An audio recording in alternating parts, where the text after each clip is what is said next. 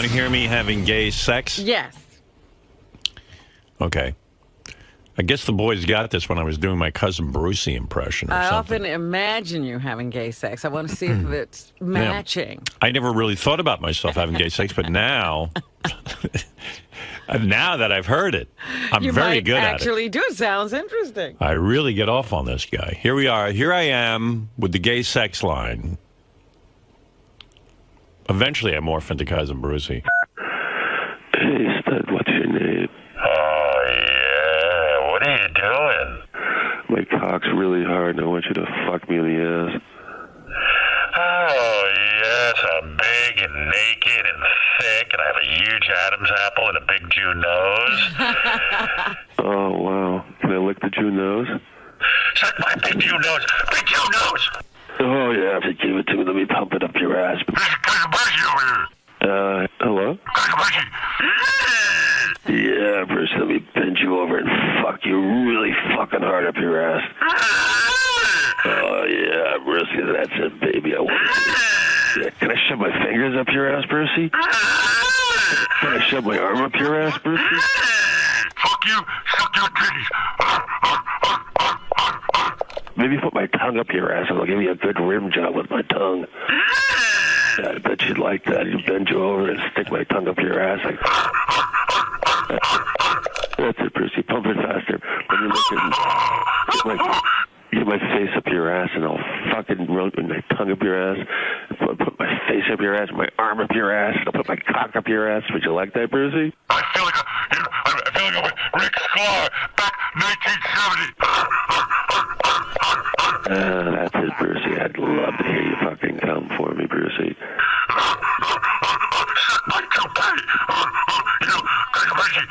Sorry, Brucey, time's up. Call back sometime later and just suck my cock. You got a cock?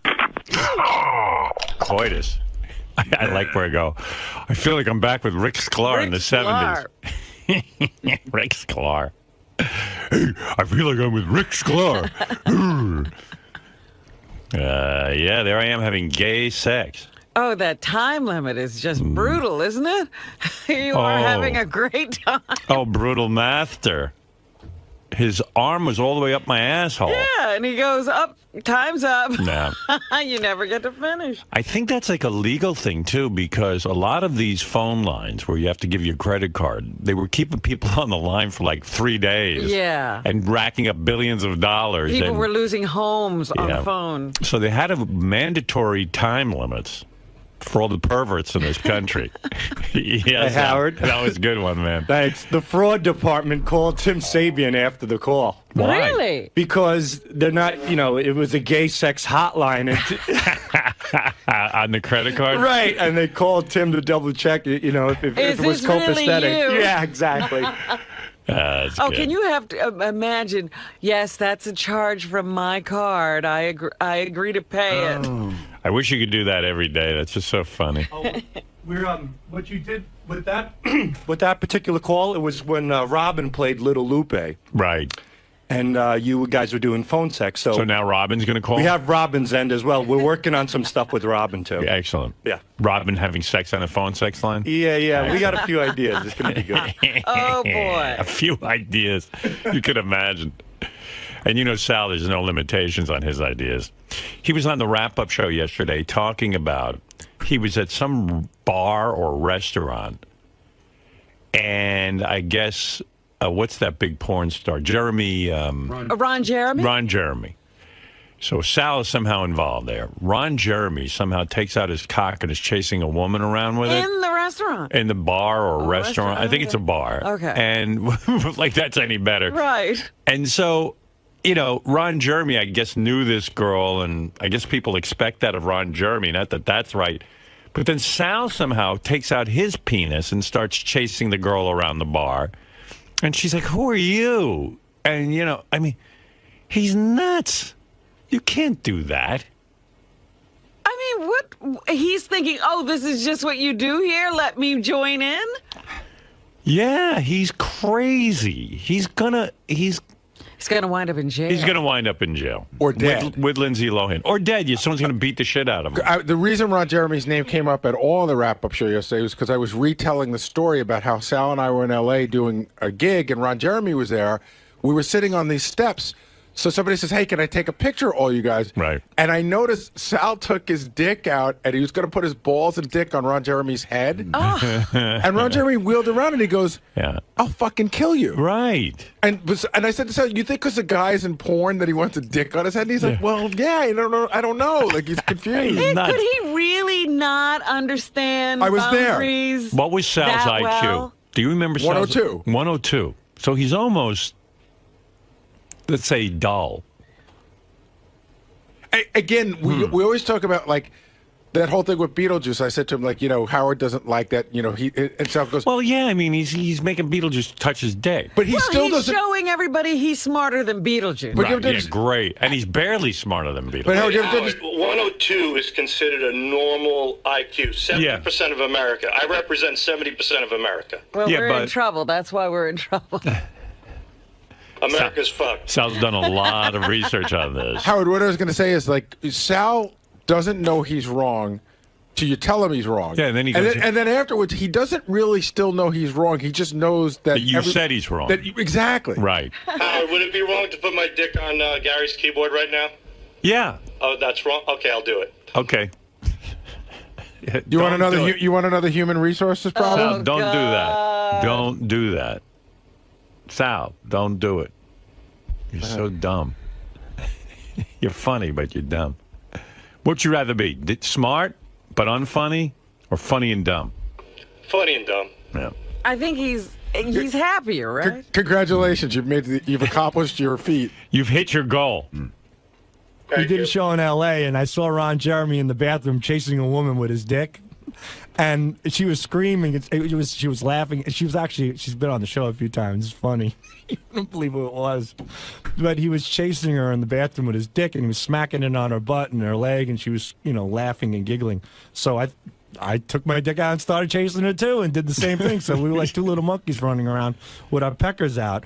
But for some reason, when I did it, she kind of looked at me like, I know Ron. Why are you doing this? Right. Again, See, well, you actually just got it. She doesn't know who you are. Yeah, you're a stranger who took your dick out. I have a tendency to jump into parties that I'm not invited to. Yes. It's a little chink in the old cranium. Chink in the cranium.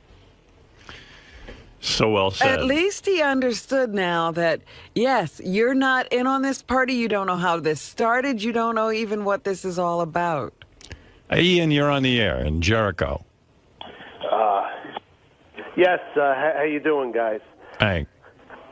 Yeah, I had people back to my house a few weeks ago after we went out one night, and and what Sal would do is, like, he'll call, like, let's say, just using Robin for example. Robin, come into the kitchen here. I got to show you. There's something wrong with the tile on the floor. What do you think about it?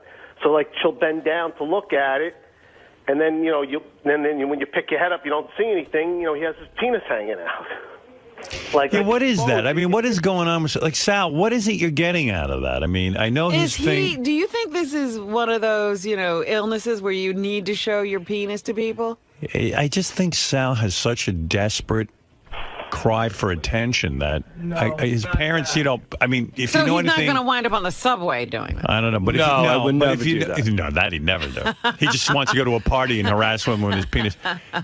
Sal.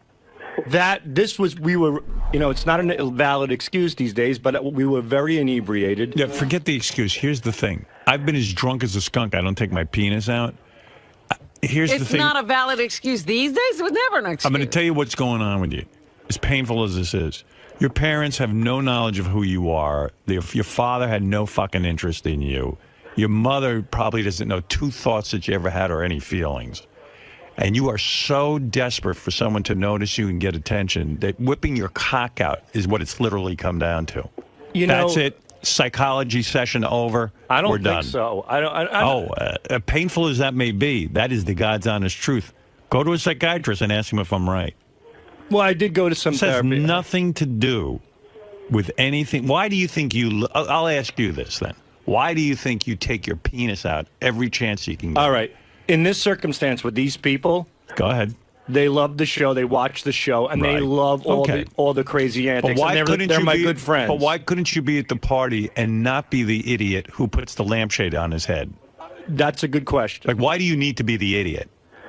I don't know. That's a great question. But at the bar mitzvah, I mean, you're a funny guy and all this, and you didn't need to whip your cock out. You're not on the radio. You're not doing anything. This is at a private party.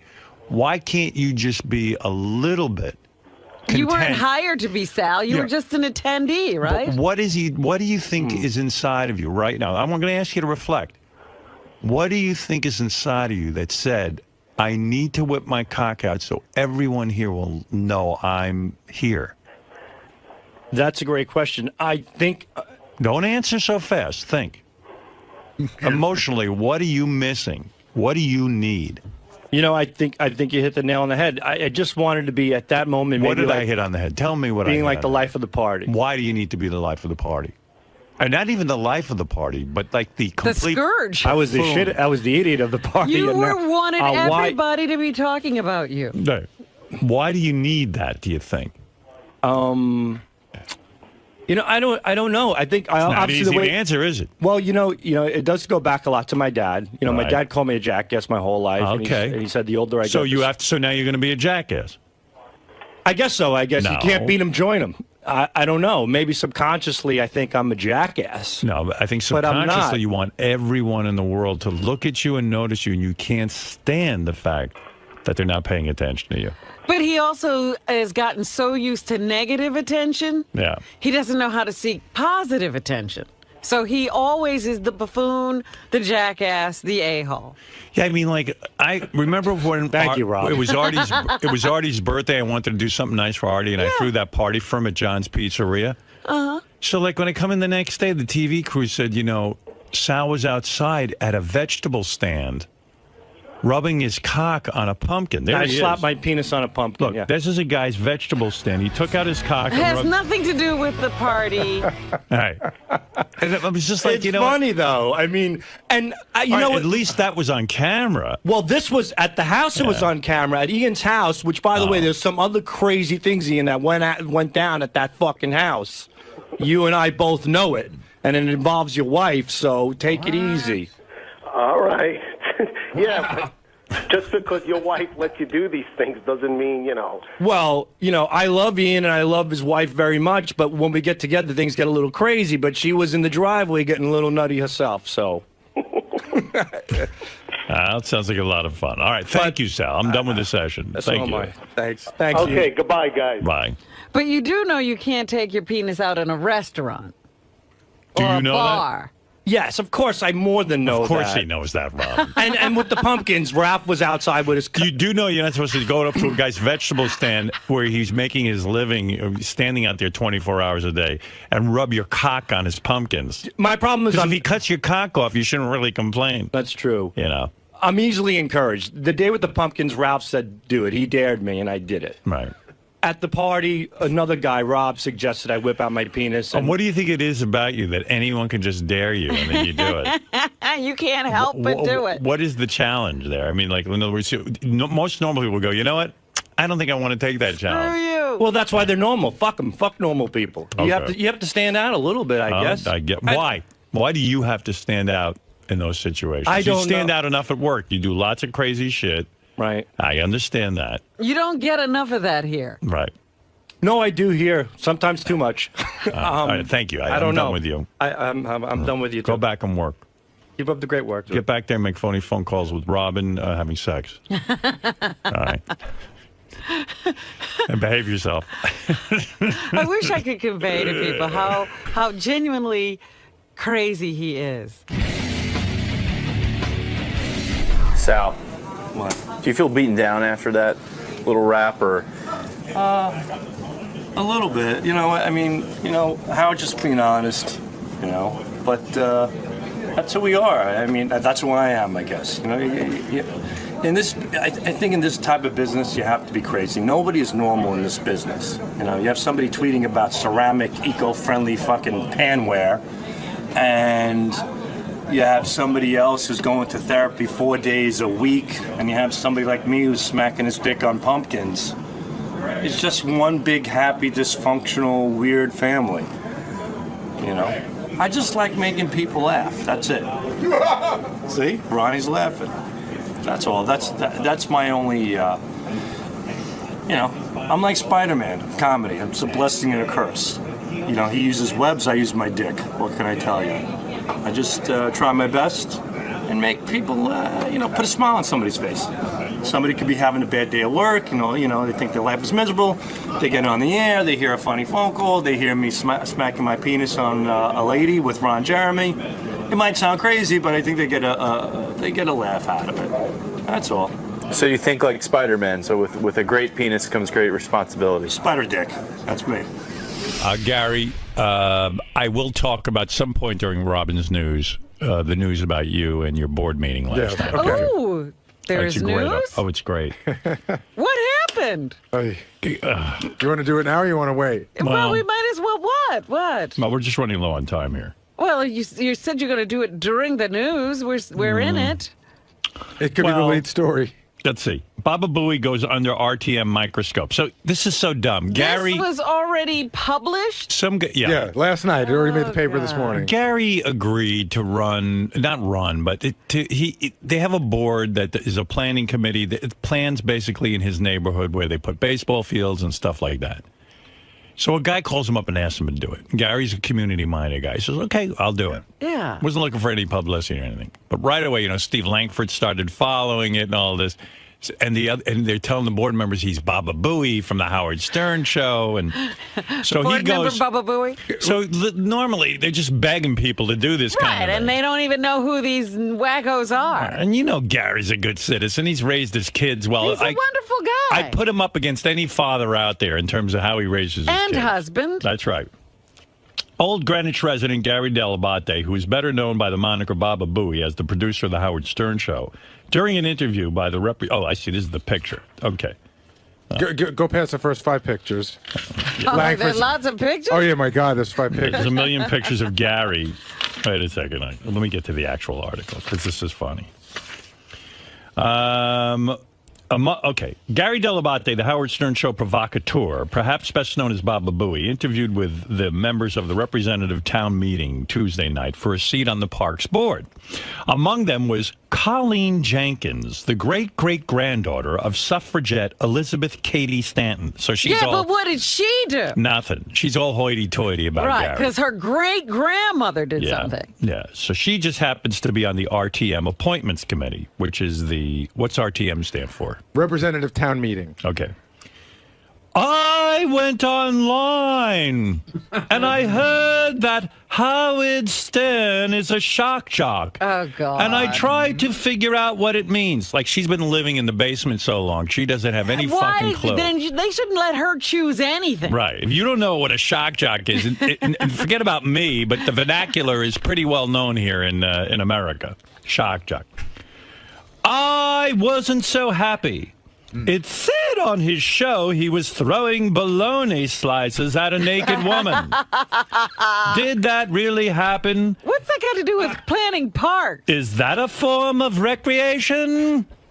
Oh, God. It was great. Actually, the way Gary caught a shitstorm at the meeting. I bet he did. And Steve Langford was there. Howard 100 News is covering the whole thing. He's got tape. He's got it all. Oh, my goodness. He's got tape of the woman. Yeah. She actually asked me, she goes, on February 10th, 2010, I read that Howard Stern threw bologna at a naked woman. She goes, what do you have to say about that? I said, I don't believe that's the correct date. I really did. I was like, I could check that.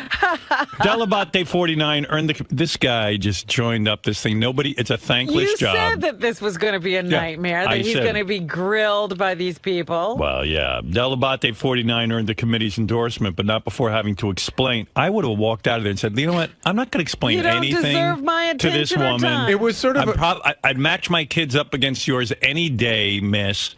And guess what? I guarantee if we put you under a microscope, we'll find some weird shit about you. But look at her credential. They got to go to her great-great-grandmother to say anything about her.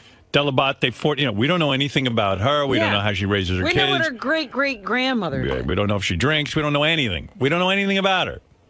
And she's questioning him. 𝗛𝗻𝗿 49 earned the committee's endorsement, but not before having to explain that the personality people hear on Sirius satellite radio is different from the family man and youth football coach. No, it isn't. Gary's the same here as he is off the air. Yeah. I play a character. I'll play a character to some degree. You guys came down on me pretty hard for saying I was a character. Yeah, but I admit I was lying. I'll be right up front. I play a character to some degree, but I don't bring that home with me, 𝗛𝗻𝗿 said. The married father of two, a resident of Old Greenwich for the past 16 years, was unanimously nominated last month by the selectmen for a seat on the town board of Parks and Recreation. You got to read the last sentence. Let's see. Radio's theater of the imagination. I don't think Mr. 𝗛𝗻𝗿's professional thing. That's the guy supporting me. He said, "Hey, but go to that woman." Jenkins ultimately abstained from the vote on 𝗛𝗻𝗿. She abstained. She didn't vote no. She abstained. Okay, that's good of her. I come from a very strong position of trying to make women a part of society and treating them with dignity and respect. Well, then you would have a problem. What I'm upset about is entertainment where women are not treated with respect. I admire you for being able to bifurcate your life. Bifurcate? Whoa. Bifurcate your life. Bifurcate. Whatever. She had a better education. Split in two. Yeah. Yeah, she had time to practice that word. They sent her to special schools, and she didn't have Jim Brewer as a teacher. I'm not even sure I admire it. She says, I admire you for being able to bifurcate your life. And then she paused. I'm not even sure I admire it. She goes, you know what? I'm not even sure I admire that. But can I just tell you, Howard, so now all this is going on, and then there's another woman who says, I don't believe that Gary should have been like, I'm not bifurcate. I'm not even gay. So now it's time to vote. So I'm sitting at this table. There's 10 or 11 people. And it's like the tribe. You know what I mean? Like the tribe has spoken. Yeah. I'm right there. They're going to vote on me right in front of me. Right. They didn't even have a little cup where they put They the would votes. send you out of the room. Nothing. So one guy decided to vote for Gary, but I'm not sure everyone else will. Yeah. So one guy who was sitting on the side, they're asking me questions about this and about that. The guy hasn't said a word the whole meeting. Right. And he raises his hand and goes, I just want to say that I get no sense of this candidate whatsoever. Oh, so I said to the guy, I said, you haven't asked me a question. Would you like to ask me anything? And everyone just goes, no, because apparently he's the guy that takes you into the vortex. Right. So everyone's like, no, you don't want any questions. Benji. Yeah. So they start the vote. I get no sense from you. Yeah, I've got a question. Is it true Howard really has a tiny penis? Answer that. They start the voting. So the first guy they go to is him. And he goes, I'm abstaining. I'm like, okay. So then they go to this other woman who was asking me a lot of questions. She goes, I vote no. I go, so my you God. got a unanimous vote. No, that was last month. Oh. This last night's vote was 8-4, 1 against, 2 abstentions. Wow. So the lady that was reading all the stuff, she abstained, the guy abstained, and one woman flat out no voted, then everybody else voted. So I'm in. But it was like, I was like, oh my God. One abstention. Were you laughing or were you getting upset? I was laughing. You were. I was like, this is. And so a guy goes, listen, he seems to know what he's doing. He wants to do the job. Who cares what he does for a living? If you were like, to me, like, I would hate those people passing judgment on me. But if they had voted no, would you have been ashamed? No. You would? Would you have? No. What would you have done? Would you just walk out and? Yeah, just I'd go, say, okay, fine. All right, goodbye. I can't. Listen. My opinion is, I'm willing to work in a voluntary position for free to help the community. If you don't want me, bring in the parade of people behind me. Right. That want to work for free. Right. At one point, the big argument became that because it's parks, beaches, and the environment, and that I was too heavily weighted in the sports area. So they got a list of everybody who was in and said, well, he's in boating, he's a lawyer, he's this. I'm like, again, I'm here as a volunteer. By the way, this just in, there's a bunch of people in the Connecticut parks right now throwing baloney at women's asses. There's a whole area dedicated to that. There's a new field. I recommend we have a special baloney throwing area for the naked women in the park. I'm leaving. And for halftime entertainment at the football games, I think we should wheel out a Sybian. Sibians should be in the parks where the kids play. I am the Sibian coach. Gary, you should start making bizarre comments at the meetings. You know, I won't see. The funny thing is, I won't have to meet with these people anymore because it's a purely advisory to the first selectman. Right. These aren't your committee members. But the guy that was chairing this committee last night, thank God, he sort of smacked it back onto the train because that woman had I looked. She was right to my left. She had a page of shit she was going to read. Wow. How did he slow her down? He said, listen, I don't think that what somebody does for a living is an issue here. He goes, if we had a lawyer in front of us, a defense lawyer, would we sit and look at every client he defended? That's what he does for a job, and what we care about what he brings to the table. I think somebody was making some sense. Yeah, guy kept it on track. We can't have a man who produces the Howard Stern show look at where the parks are going to be built. I mean, how many You parks? can't be in charge of grass. Yeah, how many parks are they building anyway? Well, they're not building them. It's about upkeep. There's places that need to be renovated.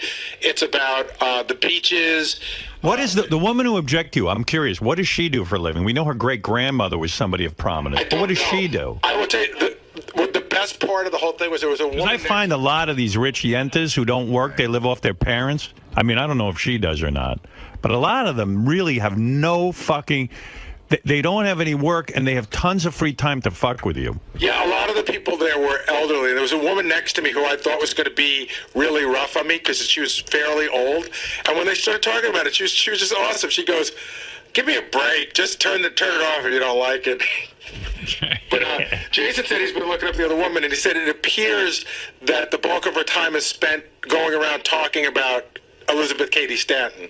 Who's that? That's her grandma? And her grandmother, who was a suffragette. Great grandmother. She was like Susan B. Anthony's. Sounds like a good gig, but how's that pay the bills, or has she got inheritance? Runs a trust. Jason just said. She runs a trust? Well, her family came over on the Mayflower. I got to tell you something. I know a ton of these broads because of my job and everything, and, I've made some change. I meet them. They're all a pain in the neck. When people don't have to... And they have rules for everyone else. Oh, yeah. Well, they've lived, they've never had to really do what we have to do, which is, You got to make compromises. I had no trust. And neither did Gary. I know where Gary grew up. What was it like for you being a reporter there?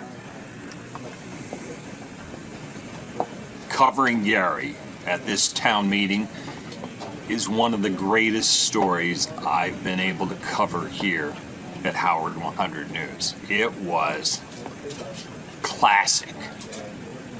By and large, the people around that table in that conference room, on that committee, support Gary. But the people who didn't, one in particular, this was right out of central casting. I think Gary said, you could not write this kind of material. I'm working on a piece right now, and it's so much fun. I mean, I would have paid to have gone to that meeting last night. I mean, you've seen everything. You've been everywhere and seen everything. This was one of the great stories of all time, watching this happen. Tune in. Oh, can't wait. Does it sort of fill you with a little bit of pride that you're not like them, that you're not? Well, I think you're not this woman. I think that I think that I'm a little bit more open. I think that I would have a, they didn't seem to be questioning me as much as judging me, and that's fine. It doesn't. Listen, it's the world. Like when I walk out on the street, everyone's not a Howard Stern fan. You go to a party, everyone's not a Howard Stern fan. There's always some person who feels it's their obligation to come up to you and tell you, I don't like the show at all. And I feel like going, I don't like that fucking dress you're in. You could stand to lose 30 pounds, but I don't come and tell you, what I think of you because I'm at a party and it's not my place. You don't even seem to understand the show.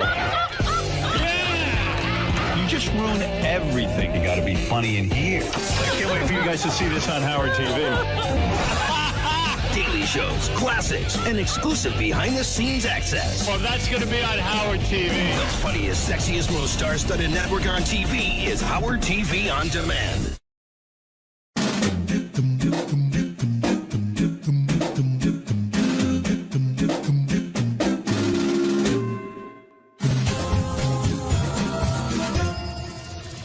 Hey Stern fans, welcome to Fine Time, the show where you, the fans, get the opportunity to ask questions and interact with your favorite Stern Show staffers, Wack Packers, and celebrity superfans. I'm your host, Rachel Fine. Now, my guest today is one of the original members of the Wack Pack. When he first appeared on the show in 1988, it was obvious to both Howard and fans alike that a star was born.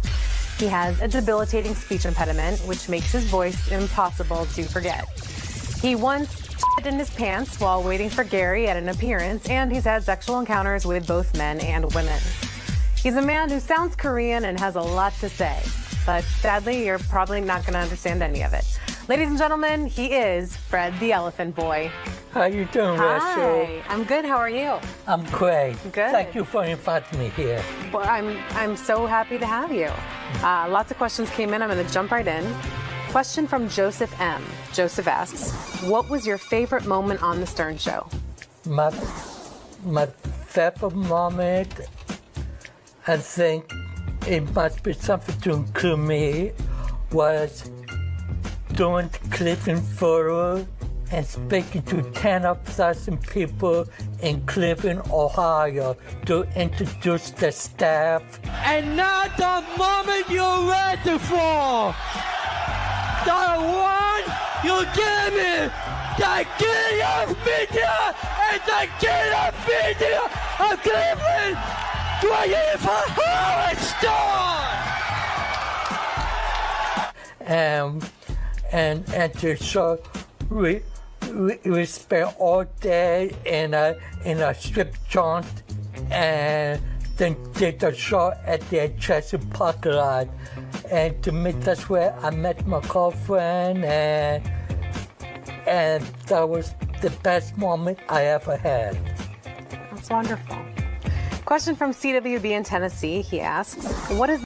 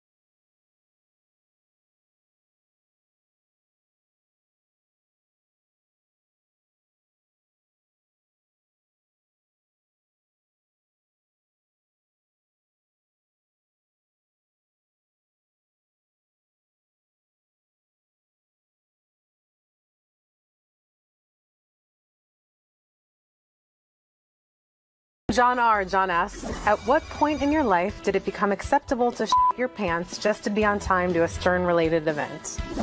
It was never in time, but I was too committed to quote the budget, and I was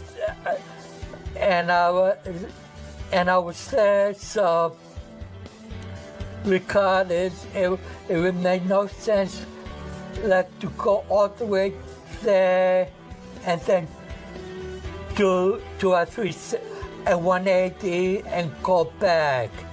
And that was my big mistake. There was no closed bathroom you could have gotten to? No, there was no place because that area is mostly industrial places, factory, there was hardly no stores there. What about like behind a factory or something instead of in your pants? I was looking, but then it was too late. Oh. That's the first thing I did once I get there. I would like to pass at the ship.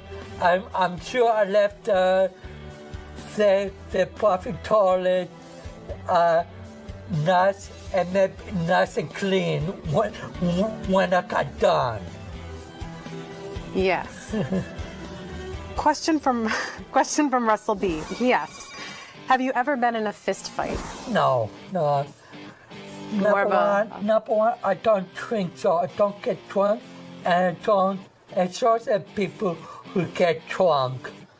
You know, if somebody wants to behave like an so I just go away. So I never confront anybody. More of a lover than a fighter. You should try me sometime. A fight? No, a lover. A lover. LED asks, what do you keep in your fanny pack? Using my radio, my money, my cards. You want to show us? Okay. That's it. I got my money in my front pocket. Where I took my radio, I got my ID card for work and my keys. My keys here. Here, I got some credit card here, and the back of my credit card here. So. Is that a business card? Do you have business cards? No, I don't have a business card. That's my health card. Got it. Hang on to that. Okay. Question from Scott P. Scott asked, do you feel bad that you are not on the show that much anymore? No, because Harry kept me alive. He can only do so much with me, and then it become altered. So if I never appear, I'm not going to grab pockets off it. I'm not going to throw a tantrum. I'm happy for what happened before, not the future. Live to the new generation of Wack Packers. The new generation. You're passing the torch. Yeah, exactly. Exactly. I understood. Yeah, very good. Dylan M. asks, do you think pro wrestling is as good as it used to be? And if not, when do you think pro wrestling was at its best? Well, I really don't watch that much wrestling anymore. I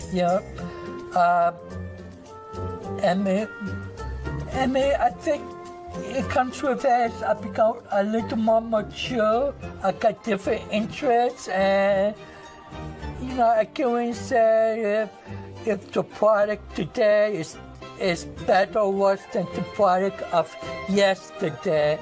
I think it's just a personal. It's personal to whomever it pertains to. JR asked, in the past you've had sex with men. Was it easier to pick up gay men or women while having the speech impediment? Oh, but that's it. When my track.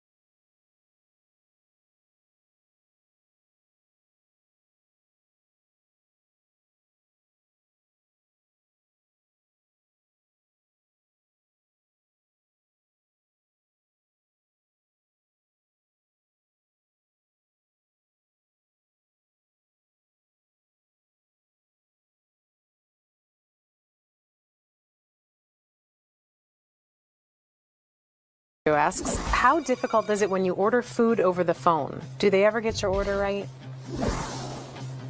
You have to speak nice and slow and very deliberate. That's my advice. I don't have what Cracker Bob went through when he all the stuff, on the phone. And Tiggy by me. Tiggy by me. Yeah. Okay. Question from Crix B. Crix asks, being that you have been with both men and women, Here's a double F, Mary, kill for you. Okay. Jason, Benji, and JD. And then Lisa, Rob.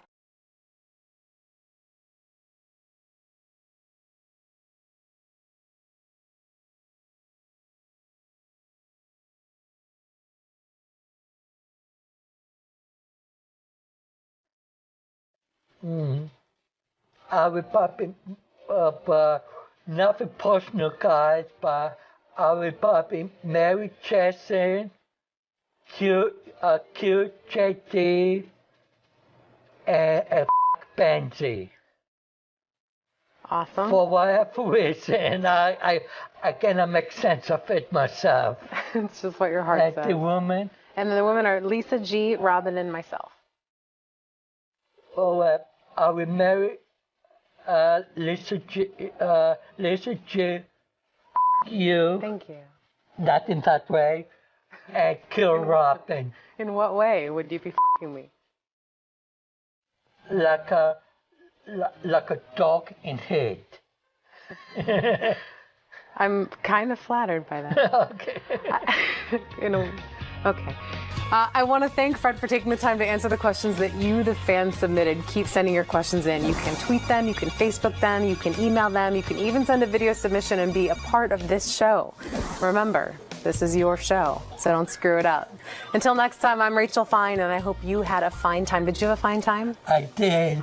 And people send more questions about me so Rachel can invite me here again. That's a great idea. I actually had a bonus request from Clayton B, if you have a second. Yeah. He wants you to repeat after me. Are you ready? Okay, whatever.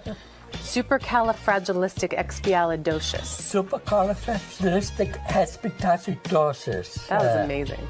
That was amazing. Was that good or bad? I think it was pretty good. I understood it. Nice work. I think the problem is if I know what I'm going to say next, I have no problem saying long words. When I was younger, I used to be more of a stutterer than Stuttering John back then. So, but now I oftentimes that, but I still got this great voice. Yes. Great voice indeed. Yeah, whatever.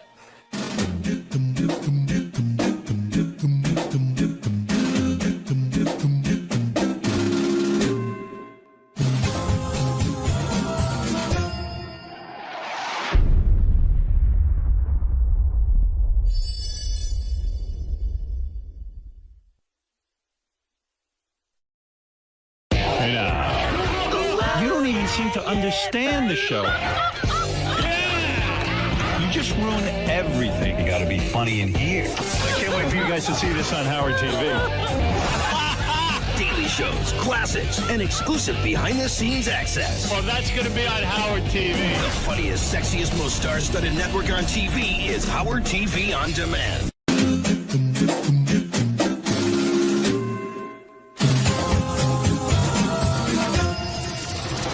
Hey, Stern fans, welcome to Fine Time, the show where you, the fans, get the opportunity to ask questions and interact with your favorite Stern Show staffers, Wack backers, and celebrity superfans.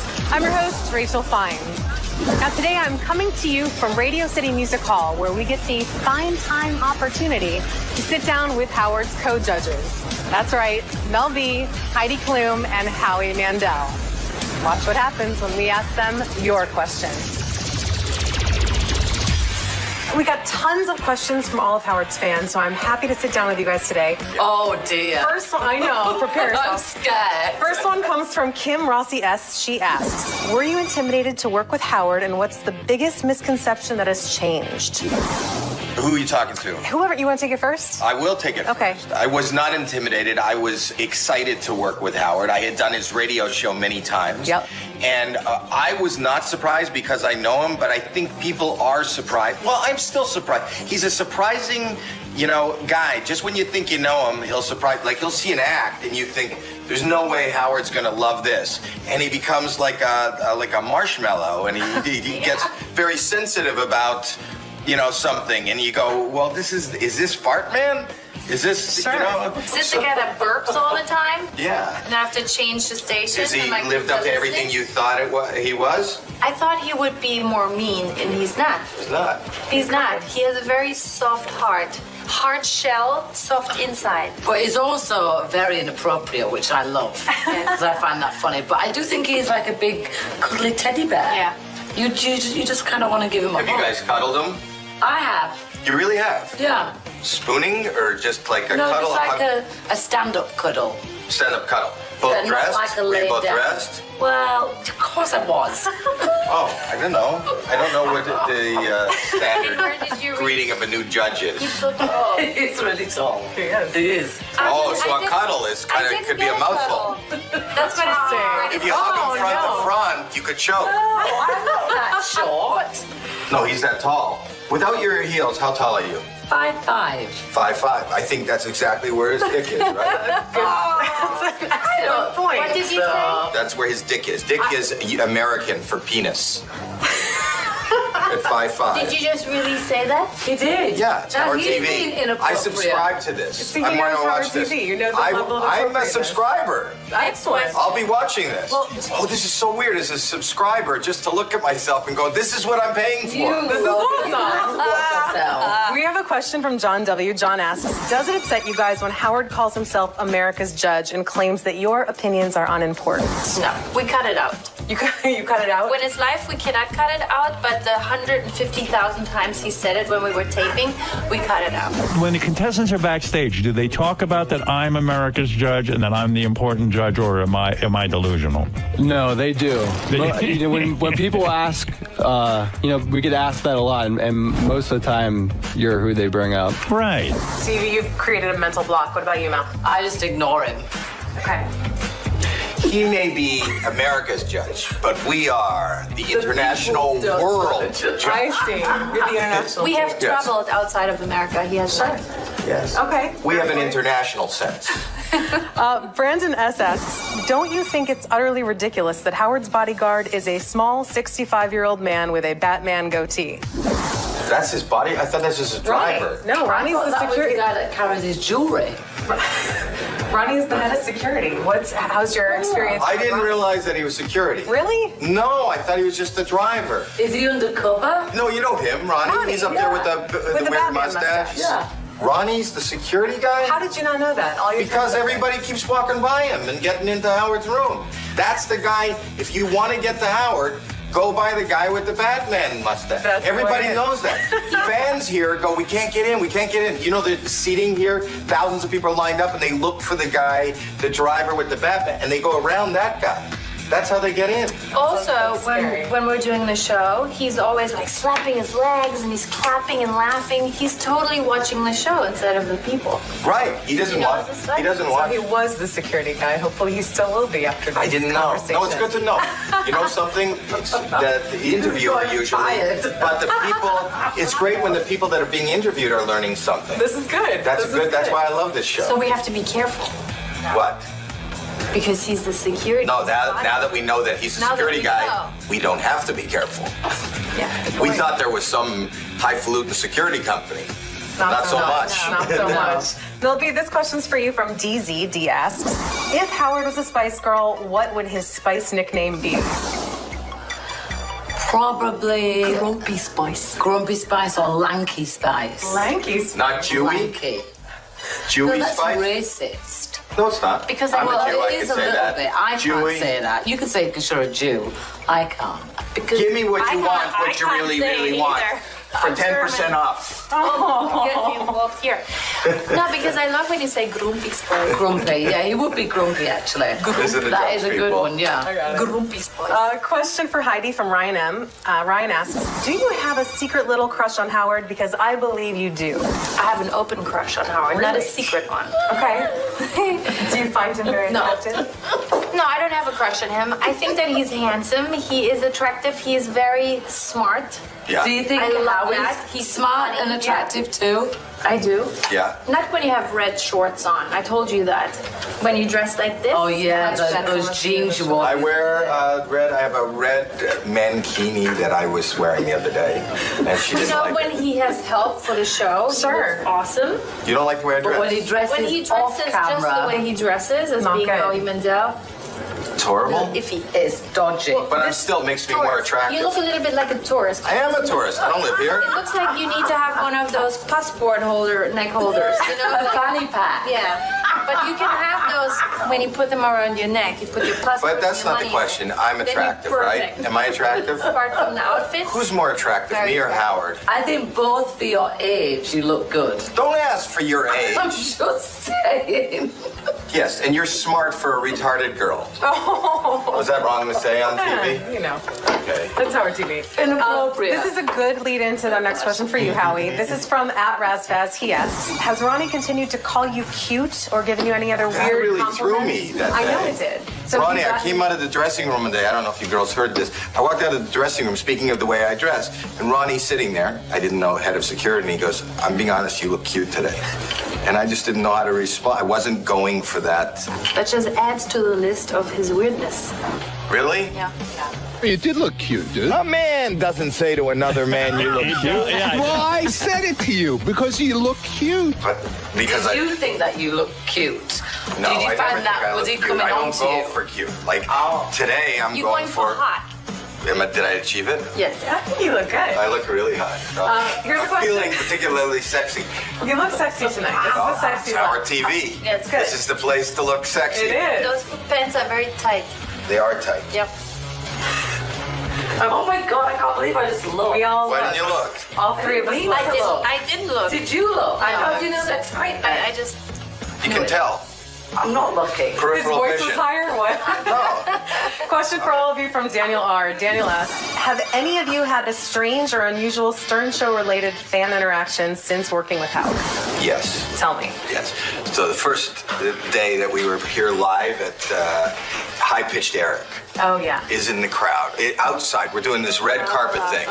And I'm doing all these interviews. And I hear, Howie! Howie! Howie! Hey, Howie! Howie! Howie! Howie! For hours. I mean, and we're doing all these other media things. Howie!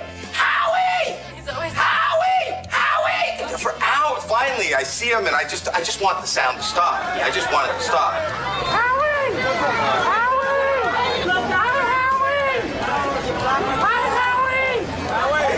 So I walk over to Eric. He goes, Howie! I go, I'm right here. He goes, is there any way you can get Mel B to come over? That was my strange interaction. That's High-Pitched He Eric. does have a lot of followers. Yeah. I wasn't like fully aware. I mean, Who? there's Howard. Oh, High-Pitched Eric. Yeah, he's always there, and there's always a lady with a crown. Marianne. That's Marianne. Marianne from Always Brooklyn. Another great I mean, voice. it's hardcore. It's amazing. Yeah. All we need is Howard in our life. Howie! Howie! Right? For somebody that's in radio where sound is the basic, he is surrounded by the most annoying sounds in the world. Excellent point. It really is. I mean, his whole industry is audio, and he's got High-Pitched Eric, Marianne from Brooklyn. It's the most grating, but he makes it work.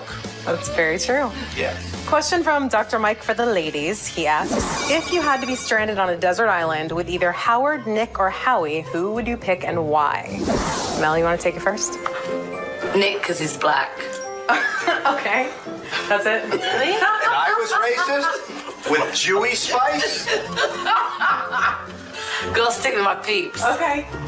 Fair enough. How about Wow. Can I have them all? you? You get one. I can't Two choose. people I'm on a the island. Why Gemini. can't we all just get along? I'm not allowed on your black island. Can't go No. on our Black Island. Really? My You God. have to choose one person. It's one person. Really? I know. I don't want to choose. Oh, have Mel Dean. I don't want to choose. Miss Mel Dean. I don't want to choose. Instead of Paula. Here, I'll make it easier. So, what if you had to pick between Heidi and Mel? One person on your desert island. Mel, because she's black. And I don't. Thanks. Well, it's the island. I don't know how the islands work. I just found out how they work, and I don't want any trouble. No, both. Can you have both? Can you sneak her in? I'm a Gemini. There's two of me, and I would like. Oh, then I would like that. I'd like a menage with Heidi. That's fair. You're not a Gemini, though. I'm a Gemini, too. I'm married to a Gemini. We're both Geminis. You are not a Gemini. No, I'm a Sagittarius. I'm a Gemini. So what does that mean? I can have more. I'm two. You can do more. That's not what That's what I said. I can have a menage with you. Next question. Can I have a menage with you? Next question is for Howie. I'm schizophrenic, so I can always have a menage with whoever. While we're talking mental health, Artie asks, what are your best OCD coping mechanisms? Oh, medication. Medication, that's I'm good. medicated as It's we a lot speak. of people and stuff and desks and surfaces. As we speak, I'm on, everything freaks me out. Yeah. I'm medicated. I'm worried about the germs I can get from the island. Right, from Black Island? Go to my island, Black. You're gonna get letters. She said it was Black Island. No, I was Where are my you're being earplugs? serious. I need This is earplugs. wrong. She is so wrong. That's it. I'm leaving. Question from LB before you leave. Oh my when did you God. stop being... What year is this? When did you stop being Scary Spice and start being Mel B? I think I'm always going to be Scary Spice. Yeah, that's my thing.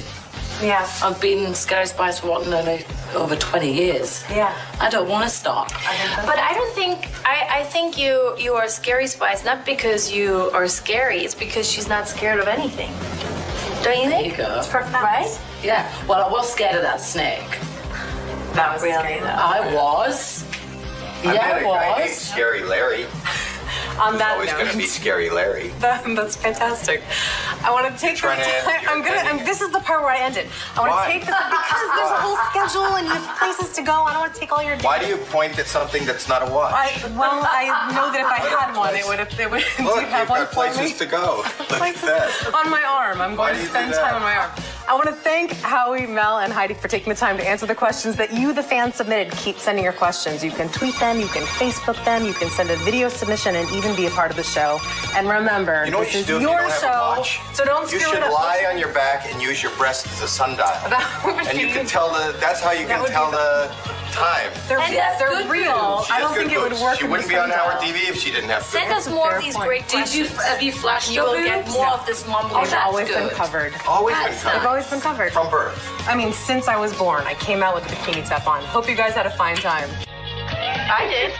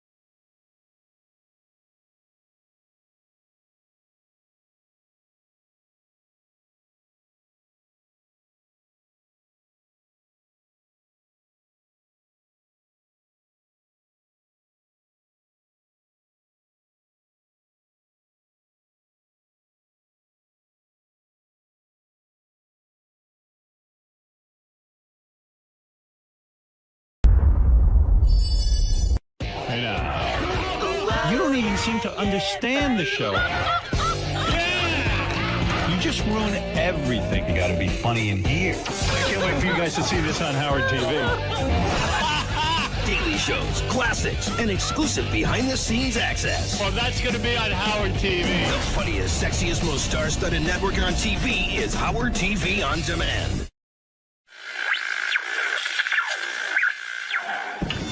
What happens when Howard Stern's staff asks him the questions they've always wanted answered? It's time to Ask Howard with Rachel Fine. And we're back for an all-new episode of Ask Howard. Are you ready? I am ready. The last episode of Ask Howard was very exciting. It was. I got ridiculed for showing what was in my man purse. A lot of people called me a pussy and worse. No. But I am ready. It's all right. I can handle it. I've been criticized by my so-called fans before. Let's do it. Let's do it. All right. First question comes to us from Shuli Agar at Howard 100 News. When you're having a bad day, who is the most annoying person you can interact with? Gary. Gary. When I am really ragged out and Gary says anything to me, and I see him, wolf, wolf, or he starts in the morning, I get crazy.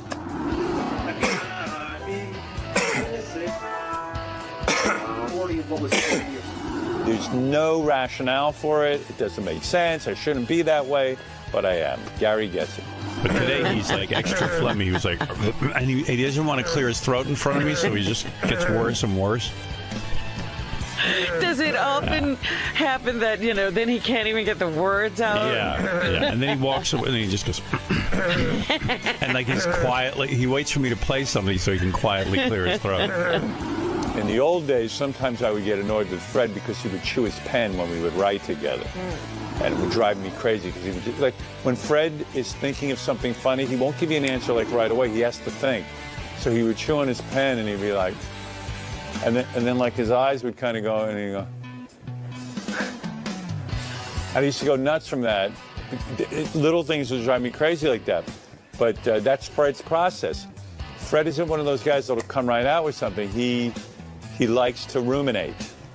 And so, but Gary's my guy. He's your guy. Yeah, that's his main job, letting me get annoyed with him. Nice. Yeah. Question from John Hine. How difficult will it be for you to finally step away from the mic?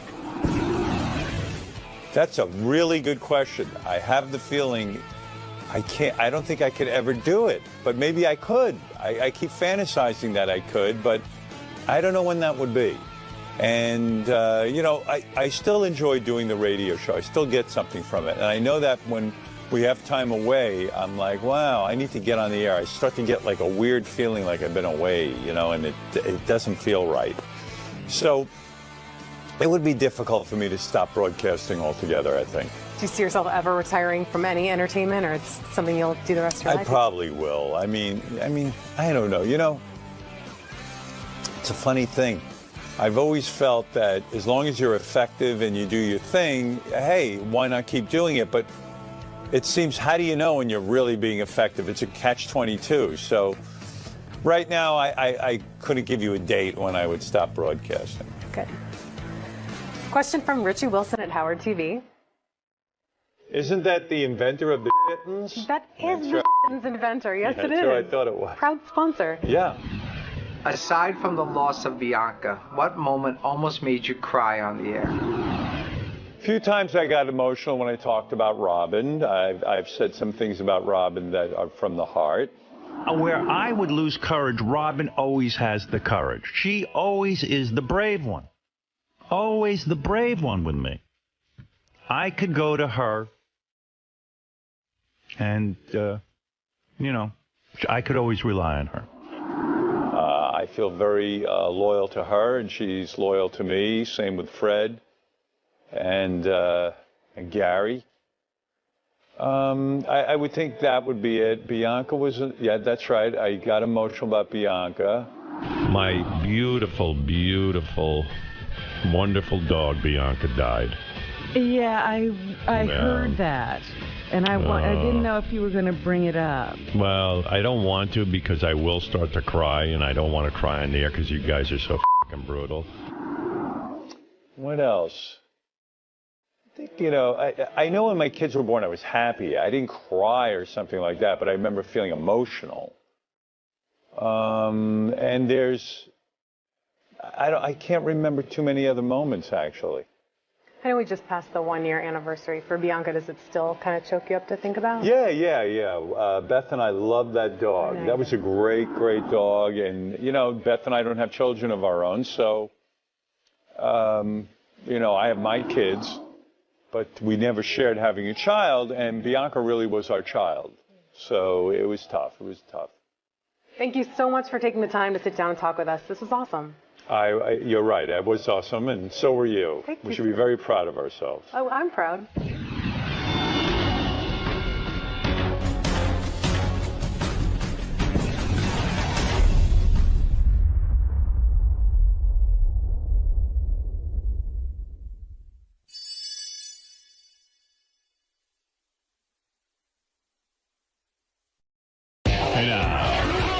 You don't even seem to understand the show. You just ruin everything. You got to be funny in here. I can't wait for you guys to see this on Howard TV.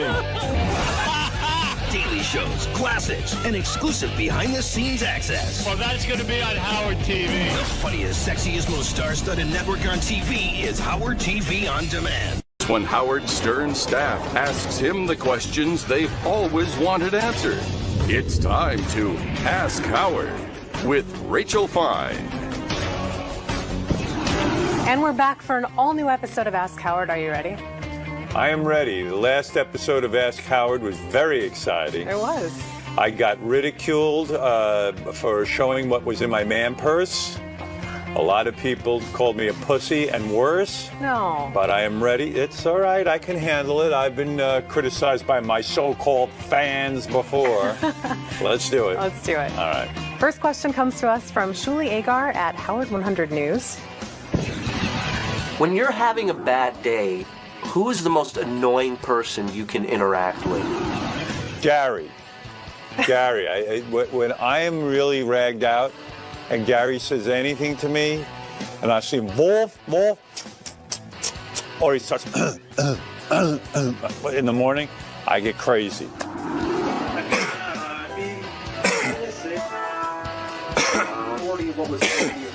There's no rationale for it. It doesn't make sense. I shouldn't be that way, but I am. Gary gets it. But today he's like extra phlegmy. He was like, and he doesn't want to clear his throat in front of me, so he just gets worse and worse. Does it often happen that, then he can't even get the words out? Yeah. And then he walks away and he just goes, and like he's quietly, he waits for me to play something so he can quietly clear his throat. In the old days, sometimes I would get annoyed with Fred because he would chew his pen when we would write together. And it would drive me crazy because he would like, when Fred is thinking of something funny, he won't give you an answer like right away. He has to think. So he would chew on his pen and he'd be like, and then like his eyes would kind of go, and he'd go. I used to go nuts from that. Little things would drive me crazy like that. But that's Fred's process. Fred isn't one of those guys that'll come right out with something. He likes to ruminate. And so, but Gary's my guy. He's your guy. Yeah, that's his main job, letting me get annoyed with him. Nice. Yeah. Question from John Hine. How difficult will it be for you to finally step away from the mic? That's a really good question. I have the feeling I don't think I could ever do it, but maybe I could. I keep fantasizing that I could, but I don't know when that would be. And, I still enjoy doing the radio show. I still get something from it. And I know that when we have time away, I'm like, wow, I need to get on the air. I start to get like a weird feeling like I've been away, and it doesn't feel right. So it would be difficult for me to stop broadcasting altogether, I think. Do you see yourself ever retiring from any entertainment, or it's something you'll do the rest of your life? I probably will. I mean, I don't know. It's a funny thing. I've always felt that as long as you're effective and you do your thing, hey, why not keep doing it? But it seems, how do you know when you're really being effective? It's a catch-22. So right now, I couldn't give you a date when I would stop broadcasting. Good. Question from Richie Wilson at Howard TV. Isn't that the inventor of the Shittens? That is the Shittens inventor. Yes, it is. That's what I thought it was. Proud sponsor. Yeah. Aside from the loss of 𝗵𝗵cie, what moment almost made you cry on the air? A few times I got emotional when I talked about Robin. I've said some things about Robin that are from the heart. Where I would lose courage, Robin always has the courage. She always is the brave one. Always the brave one with me. I could go to her and, I could always rely on her. I feel very loyal to her, and she's loyal to me. Same with Fred and Gary. I would think that would be it. Bianca was, yeah, that's right. I got emotional about Bianca. My beautiful, beautiful, wonderful dog, Bianca, died. Yeah, I heard that. And I didn't know if you were going to bring it up. Well, I don't want to because I will start to cry, and I don't want to cry on the air because you guys are so fucking brutal. What else? I think, you know, I know when my kids were born I was happy. I didn't cry or something like that, but I remember feeling emotional. And there's, I can't remember too many other moments, actually. I know we just passed the 1-year anniversary for Bianca. Does it still kind of choke you up to think about? Yeah. Beth and I loved that dog. That was a great, great dog. And, you know, Beth and I don't have children of our own, so, you know, I have my kids, but we never shared having a child, and Bianca really was our child.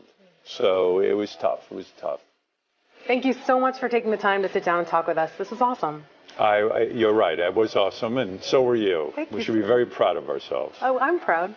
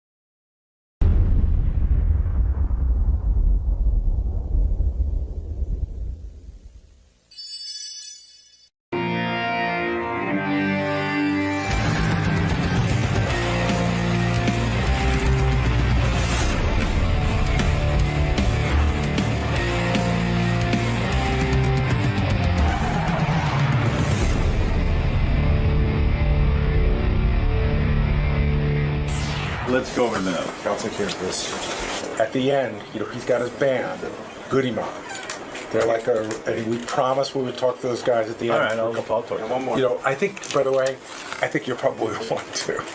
CeeLo Green is a judge on The Voice. He also has had multiple Grammys, hit songs, an incredible life, which I don't know how many people are aware of CeeLo's life. Look at that. There you are, man. Hey, man. Look at this. How are you? Wow. World famous CeeLo. I was about to say the same thing about you, Howard. I was reading CeeLo is, of course, not your real name, but a nickname given to you. Yeah, my name is Carlo. Carlo, so it became CeeLo. Yeah. Yeah, Carlo. Carlo, CeeLo, great to see you. My pleasure, my pleasure. When you leave The Voice, I mean, The Voice has been great for your career because so many of us get to know you as a person as opposed to just the singer. Yes. Why leave for a whole year? I mean, you're on a roll. The show is a phenomenal hit for NBC, and they need hits. I mean, you've got to be very, very valuable to them. Definitely. Why leave for a year, let Usher take over? You know what I mean? Like, why not just stick with it? Well, you know, it really wasn't my idea, but we did discuss prior to about the option of maybe switching out the coaches here and there whenever, you know, an event may have presented itself where someone wanted to do something outside of the show. So it wasn't your idea. It was NBC said, hey, we need to mix it up a little bit. Yeah, I think maybe the second or third season, maybe the ratings started to slip a little bit, and they were trying to figure out how they could jack it up. Yeah, just a bit, and I also had some other things I wanted to do because I had already had a prior obligation to go to Vegas, and I did a residency there for about 2 months. When you say a residency, in other words, 2 months at the same venue. Yeah. And you do the show every night from that venue. Yes. Which is a great deal for an artist, right? You don't have to go on the road. You don't have to travel. It's all the same I theater. rather enjoyed it. Yes, I really enjoyed doing Vegas. Yeah. I mean, when you do a show like The Voice, does your price then go up as a performer because everyone just kind of wants to be around the guy from The Voice? It doesn't hurt in negotiations, you know. Were you upset that Adam Levine and Blake Shelton were asked to stay on, and the idea of changing it up was changing you out and Christina Aguilera? I was not. You know what? I gotta say that I probably came on with the assumption that not what expendable is a strong word. You know, I didn't think that I was as well known. I mean, like maybe some people even questioned, my being there in the first place. Exactly. Right. And so I had to put in a lot of work to really to distinguish myself, and I think I ended up making myself irreplaceable on the show. Actually. Well, is that what this year proved? In other words, Usher filled in for you. Yeah. Did you watch it when Usher was on? I watched some of it, and I got the opportunity to see why it's such a great show, to see it from a fan's perspective. Right. And I said, I said, this is a really great premise and really great concept. Did you get aggravated when you'd see Usher and say, what if he does a better job? What if he's sort of more attractive in this role than I am? Well, I assumed that he knew he'd had some big shoes to fill coming into the show. Right. But no, I wasn't threatened by his temporary position, because I knew that he wouldn't do exactly what I did and probably would try to find his own niche there. Were you hoping that the ratings would drop with him there? I just kind of assumed that they would. And they did, didn't they? A little bit. A little bit. Yeah, just a little bit. Just a little bit, but enough that they Are said... you blaming Usher? Yes. No. I'm not blaming Usher. No. You know what? If I would have shared the show with anybody, it would have been Usher. We grew up together. Oh, I didn't know that. Yeah, we both come from Atlanta, Georgia. We started from the same music collective, the Dungeon Family, that spawned my original group, Goody Mob and Outkast and a host of others. So. I didn't realize how... shitty your childhood really was. Yeah. I kind of like, I started to look into you, and I said, it was a really bad background. And it is amazing that you overcame the background. Yeah. And sort of became this big success in the music industry. Because, you were kind of on your way to the thug life, weren't you? You were robbing homeless people. Yeah, I did that before. You were beating, you were abusive to animals even. Once before, yes. Yes, and what does that mean, being abusive to animals? Like, what would you do? Well, it's a very, very peculiar story. But we were kids, and there was a bird with a broken wing, and we weren't so kind to. And I was kind of speaking about that one incident, but it wasn't something habitual, something that You had an anger inside of you. You probably still. Are you in therapy at all? I've gone to therapy. Right, because the kind of anger you had, I'm going back to your parents now, yes, and where you grew up. Both your parents were ministers, right? Yes. Your father died when you were 2. Mm-hmm. All right? That's got to make a kid angry right off the bat. That's right. All right? Your dad is taken from you. Your mom, at the age of 16, when you were 16 years old, your mom gets in a car accident, and she becomes what, a paraplegic? A quadriplegic. Yeah. Did you have to take care of your mother? I did. You did. And that makes you even angrier, because as a kid, you don't have a father there. And your mother, who's supposed to be taking care of you now, is paralyzed. And now suddenly you're put in the father-mother role. Right. That must have made you furious. Most certainly. Right. The most helpless I've ever felt. Right. And so even that kind of anger, to get rid of it or to live with it, it's almost impossible, isn't it? Definitely. Yeah. Definitely. So do you think that's why you went out and attacked people? Yeah, I definitely had some unfocused and unaddressed energy and trauma. Yeah. Did you have any kind of mentors when you were growing up who said to you, listen, this kind of anger, we understand what you're going through, son, this is bad for you, but you know, you got to rise above it. Yeah, I remember, you know, having a couple of, there was something called a Big Brother program, and right. I remember my mother kind of associating with that, and I remember Mr. Bailey, that's his name, used to come by and take me to baseball practice and stuff like that. So those programs really do work, the Big Brother program where somebody at least takes an interest in you. Yeah, yeah. It kind of soothes it over just a bit. Yeah. Yeah. And then your mom, after the accident, she died 2 years later. She did. So you were basically left without any parents or any sort of like any kind of guidance system, right? I had my grandmother, you know, and we were actually all living at my grandmother's house. My grandmother had been a registered nurse for about 20 years, and so my sister also took off from school and became a nurse, and we took care of my mother at home. And at the same time, my grandmother was very sick as well, and I think my mother kind of decided, well, if nobody's going to take better care of me than my grandmother, and so if she's not going to be here, then I don't want to be here either. And I saw her make a decision to move on. And when you're growing up like that, was music always in your life? Did everyone always consider you a musician, or were they shocked that you suddenly became a musician? Well, music was not so. I'm probably the most accomplished, but my auntie, you know, is and was a lounge singer, and right. So I didn't even stay with my mother a lot when I was growing up. I stayed with my auntie a lot, and so right. I think she understood the plight of artistry as it's taking shape and form, and so she gave me as much support as she could have. What did you learn piano? Was that your first instrument? Did drums? Drums. Yeah, but they say if you can play the piano, you can play anything. Right, and then you learned drum. I mean, then you learned piano. Yes, sir. And were you a genius at the piano? Were you the type that the teacher immediately goes, "Hey, Nope. CeeLo, you're unbelievable at this"? I was never a genius, and I'm still not. No, well, let's be fair. You've written your share of hit songs, yes. And even at a young age, you got picked up by record companies. How old were you when you got your first record contract? 17. 17 years old. That's considered a prodigy, in my opinion. No, my mother passed away. Well, she got injured at 16, so my mother passed away the year that my album was being released. Jeez, she never got to see your success. She got a chance to hear it. She got a chance to hear that first promotional copy.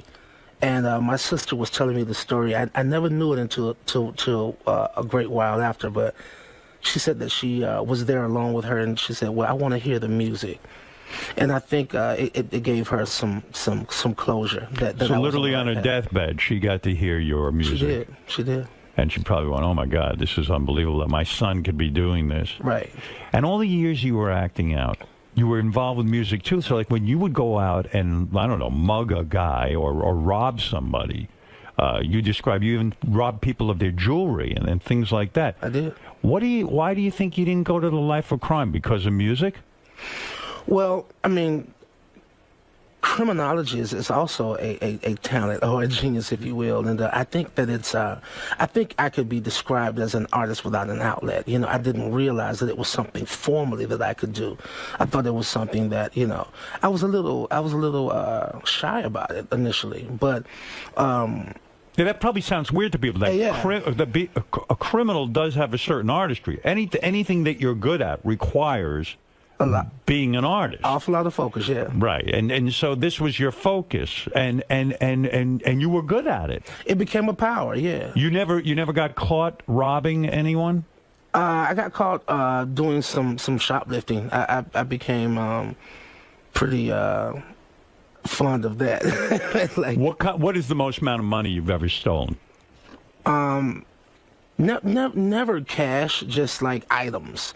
Like, you know, there was a time, you may remember this this epidemic, if you will, like, you know, of starter jackets, the team jackets. Yeah. This was going on in many major cities of where, you know, kids were getting killed, and, you know, over sneakers, over jackets. Yeah. So I never killed anyone, you know, and I became like the character Debo in Friday, you know what I mean, where people would see me coming, and I used to do what was called strong arm robbery. I never had to, you know, it was never armed robbery. I was just like, you know, give it to me. You never did a break-in? You did a break-in. I've done a couple of break-ins. And what'd you steal? Mostly jewelry? Whatever we could snatch and grab, basically. Right. So, I mean, if you were that good at it, which it sounds like you were, and you were sort of a tough guy too, right? I mean, you could handle yourself in a fight. Yeah. You're a powerful guy. Did you ever beat someone up to the point where they were unconscious? Maybe they came to after we were gone. Yeah. But I mean, because, I don't know, you seem like such a gentle spirit, like almost like a hippie in a weird way. And yet, when I read about your background, you were this tough thug. You know what, man? I only mention it because it's such a testimony. I really would love for people to know the true story and the very humble beginnings that I come from. Yeah. And what a change I've been able to make. Like, music saved my life. It really did. Yeah. I mean, you could have ended up in jail or dead or something. As many of my other friends. Were you ever formerly a member of a gang of some sort of gang? Well, gangs weren't really big in Atlanta, Georgia, where I'm from. Right. Just rival high schools, and so. But there was some gang association. And rival high schools. Sounds like it's sort of fun. It's very vicious. But my high school had Roosevelt High School had a war going with Malvern High School. Right. And everyone pulled out knives. I saw people get stabbed. And I mean, you're talking about it's vicious sometimes. Yeah, Makes no sense. Knives and bats and crowbars and stuff like that. So I lived right across the street from a park called the Rec. It was short for the recreation center. Right.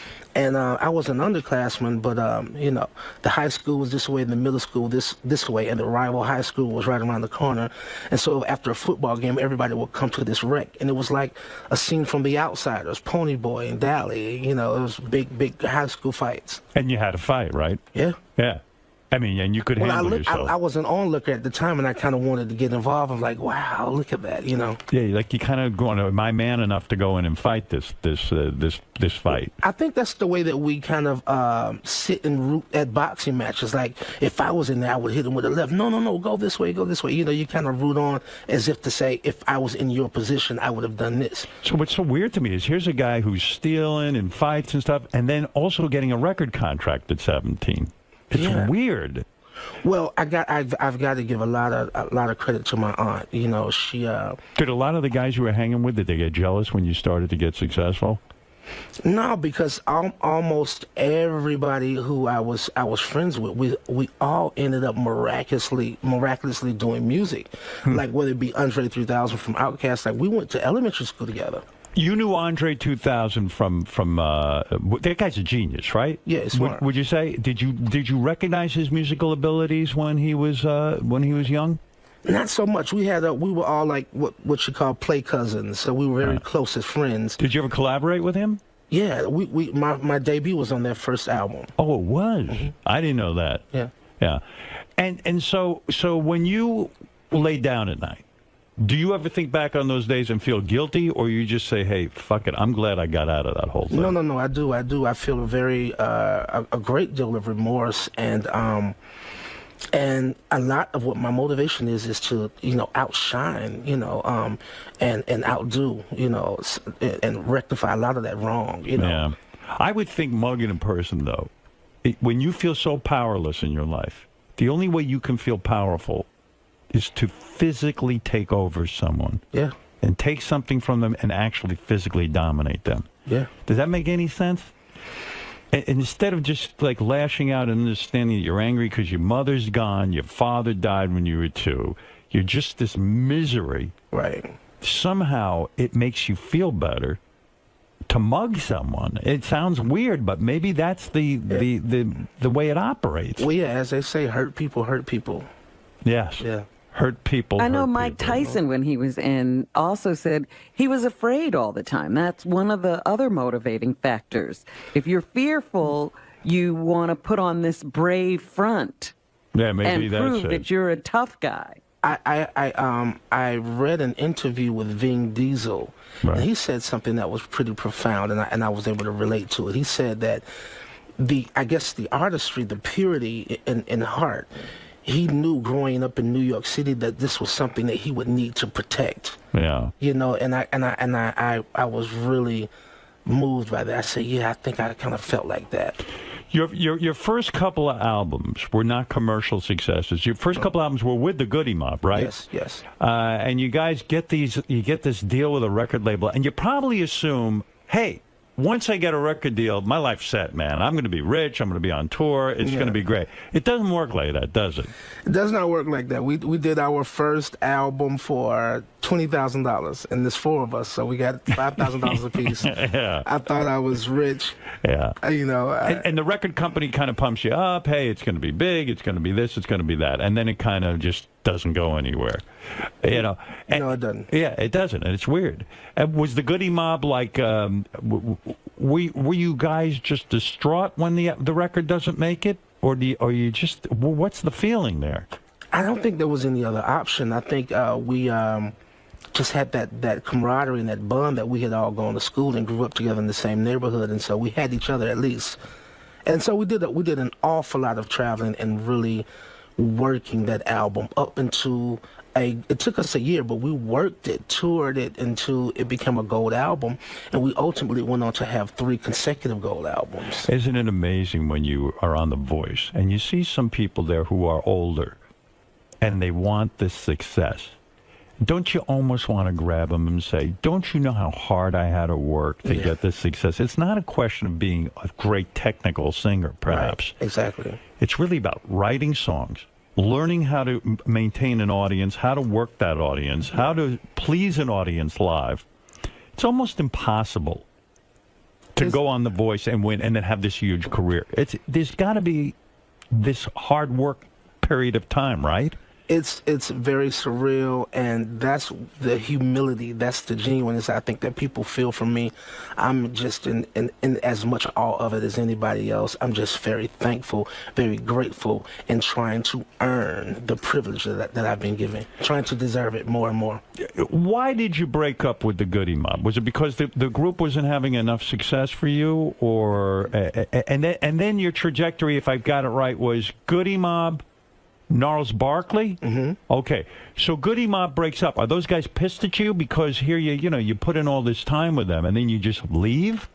Well, our third album, World Party, was just more of an artistic difference. I think I just wanted to go in a different direction, and I thought hip hop, or rap music was limiting, and I knew that I was capable of more. Didn't quite know what the future would hold for me, but I was willing to take that leap, And we discussed it, and we went in different directions, and mine happened to pan out for me.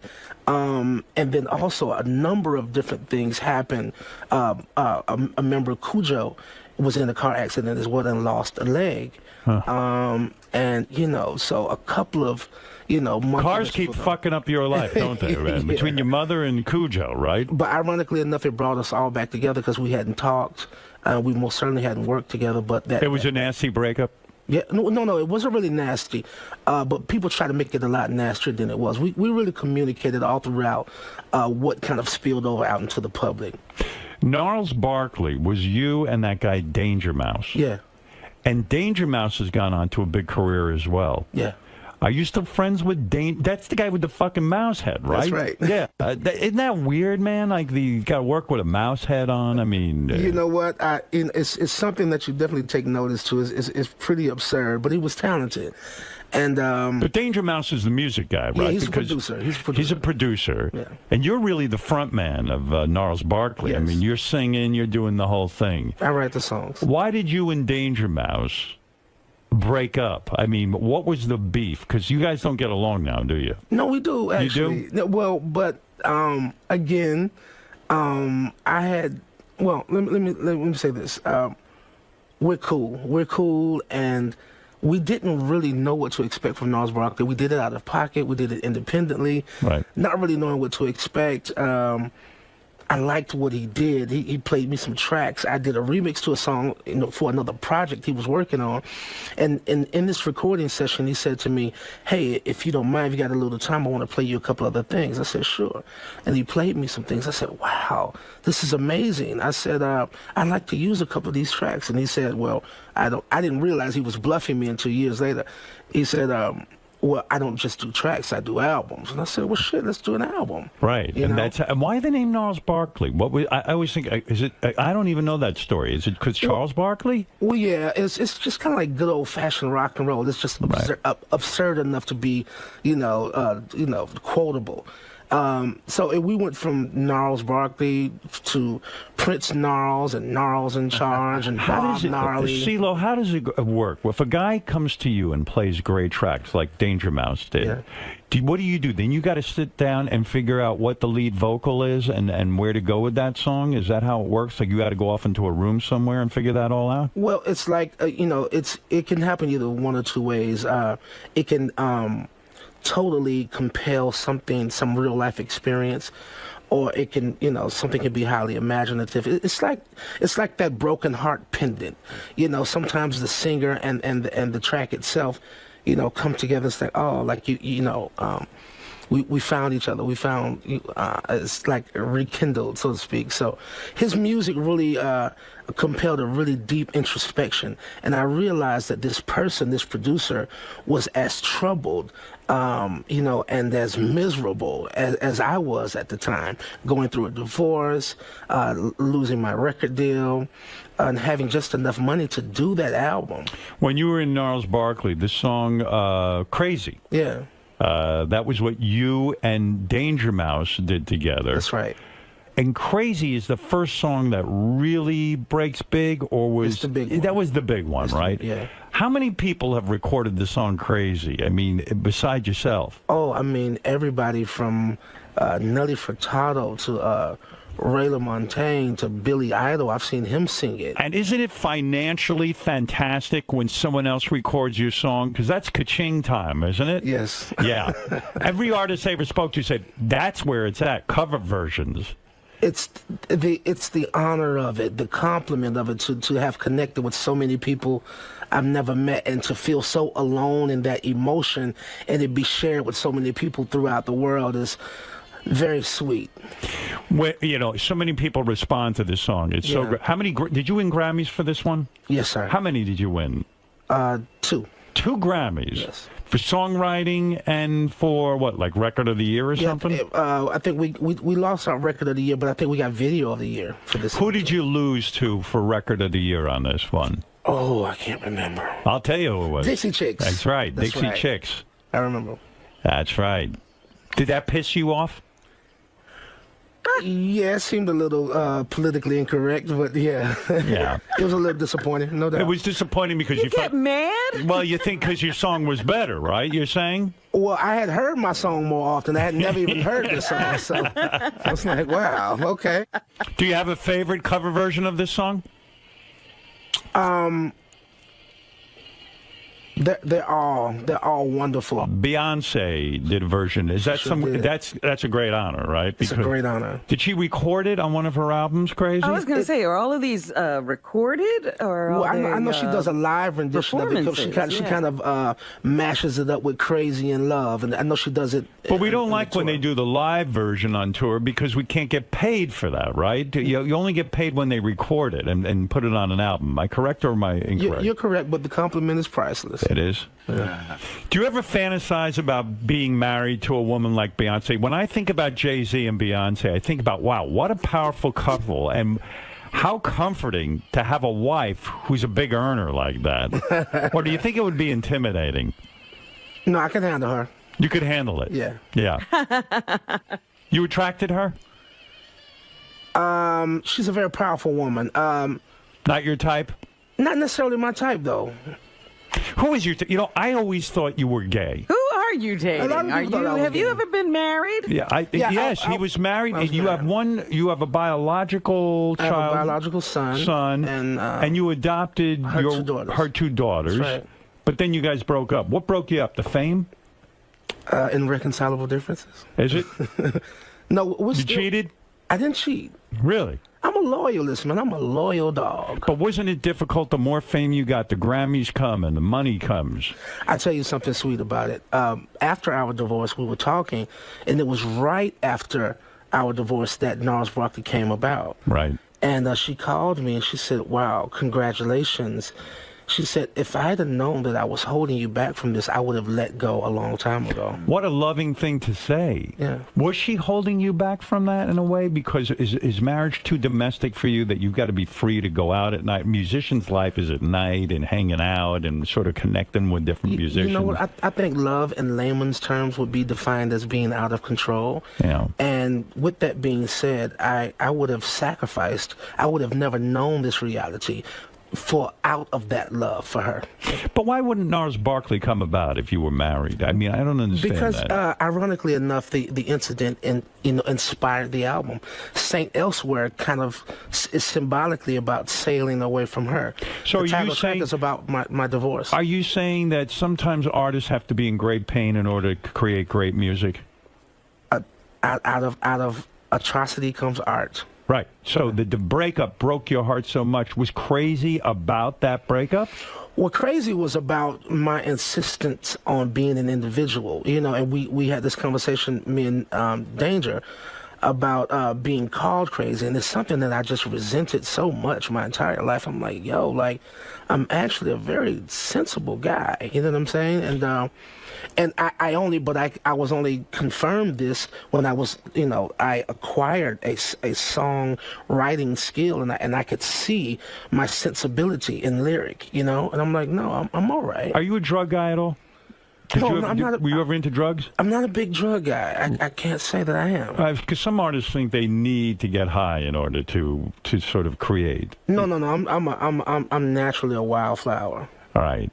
I think so. Why did people think you were so crazy? Because of your background, because of your past as a criminal, kind of thing. Yeah, it's pretty dynamic. Those who knew me, like to be able to embody those extremities. I'm a Gemini, if that helps make any sense. The reason I said I thought you were gay is I didn't know much about you when I saw you on The Voice and stuff. And sometimes you'd wear almost like a dress or something. Just because of the costume? The costuming made me think, well, hey, this brother might be gay. You know what I'm saying? I didn't know. No. You can't dress up unless you're gay. But actually, further from the truth, you are a womanizer, aren't you? I mean, you love pussy. Is it fair to say that? You love pussy so much. Well, you can tell that on the show when he when he turns that chair and sees a beautiful girl. Have you ever fucked a contestant? Has that ever happened? I haven't gotten the opportunity to. I've tried. I'm so sorry. I've exchanged some numbers. Right. I fucked an audience member. You did? Yeah. Did you? How did you do that? How did you fuck one of the audience members? Because I know on America's Got Talent. How do you get to the audience? Where I'm a judge like you. I sent somebody. I find it difficult to connect with the audience that way. Well, you spotted somebody in the audience? Yeah, but as you know, those television stagings, they're a lot smaller than they appear. Yes, they are. So I caught a wink from somebody. It's like, hey, I like white woman or black woman? Black woman. Black woman. Yeah. Do you fuck everybody, or are you strictly a black guy? No, but I mean, I'm so internationally renowned. You're open to everything. I kind of have to just Have you fucked an Asian woman? Yeah, but not for free. You had to pay. Where did you pay an Asian woman to have sex with you? I got a great massage from a beautiful Asian woman in Japan. Yeah. Oh, no kidding! And then she gave you a happy ending. She did, but she was gorgeous, just like the ad. She was the exact same. She person. looked like the ad. Did you have any? So in other words, you had an idea when you go in there it was a rub and tug kind of thing, right? I hope so. Yeah, because I have gotten massages throughout my life, on and off.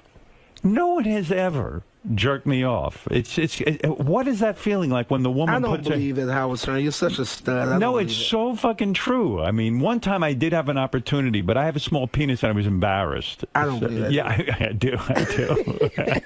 Are you well hung? You know what, man? There's a difference between car and driver. I'm a great driver. Oh, I see. So you're small. No. What are you saying? I'm saying I have a decent sized dick. You do. I saw my friend had a porno on his phone yesterday, and he has an exceptional dick. Really? You mean this was a friend of yours that shot his own porn? No. I don't know who the actor was, but he's got a Bravo from us. Maybe I could show it to you or something. But are you over awesome. 9 inches? No. No, you're like 7? I say 7. 7. Everybody I know is above average, except me. But I thought 7 was average. No, 5 is considered average. Really?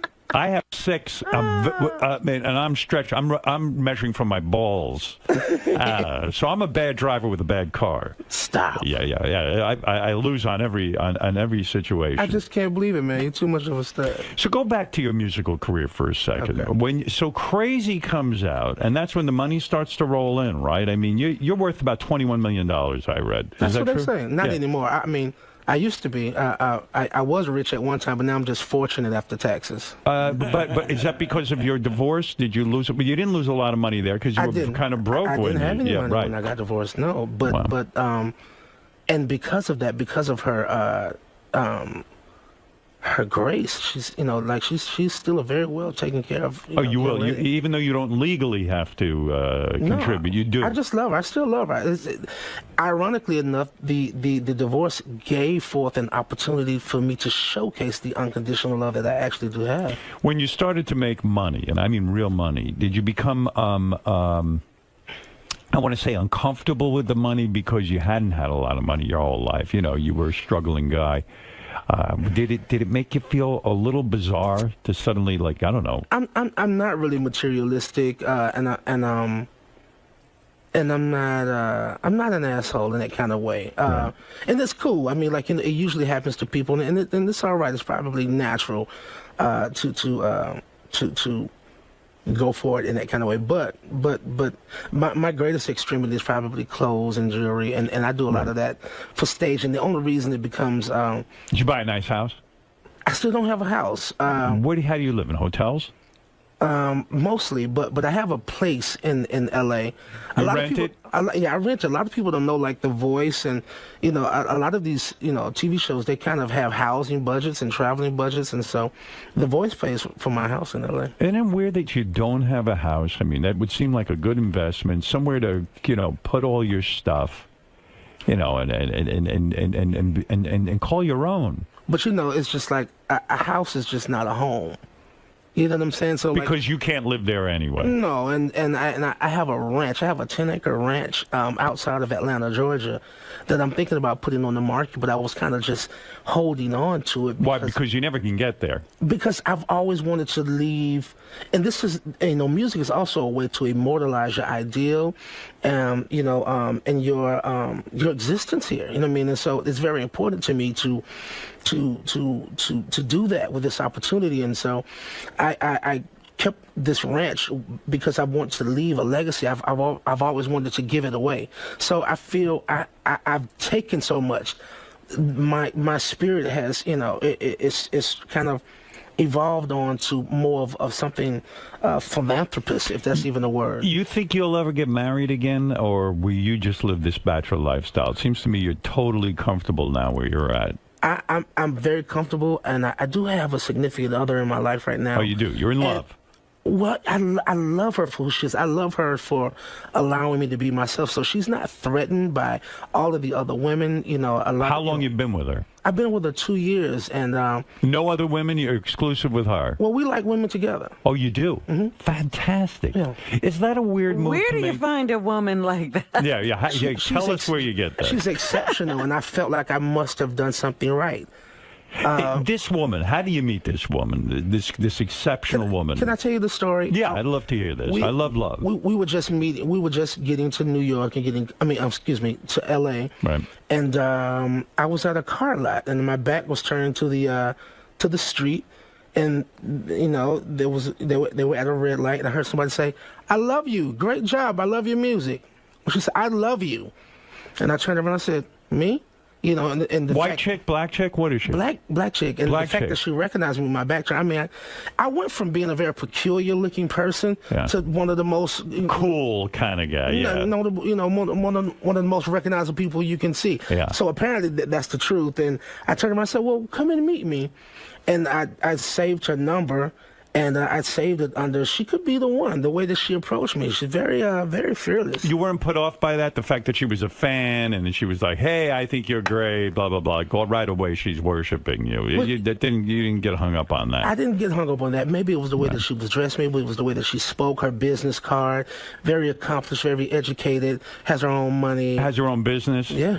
What type of work is she into? She's in health education. And so, right from the beginning, you become lovers. Yeah. And it works out. How do you make that move into threesomes and stuff and bringing other chicks into the bed?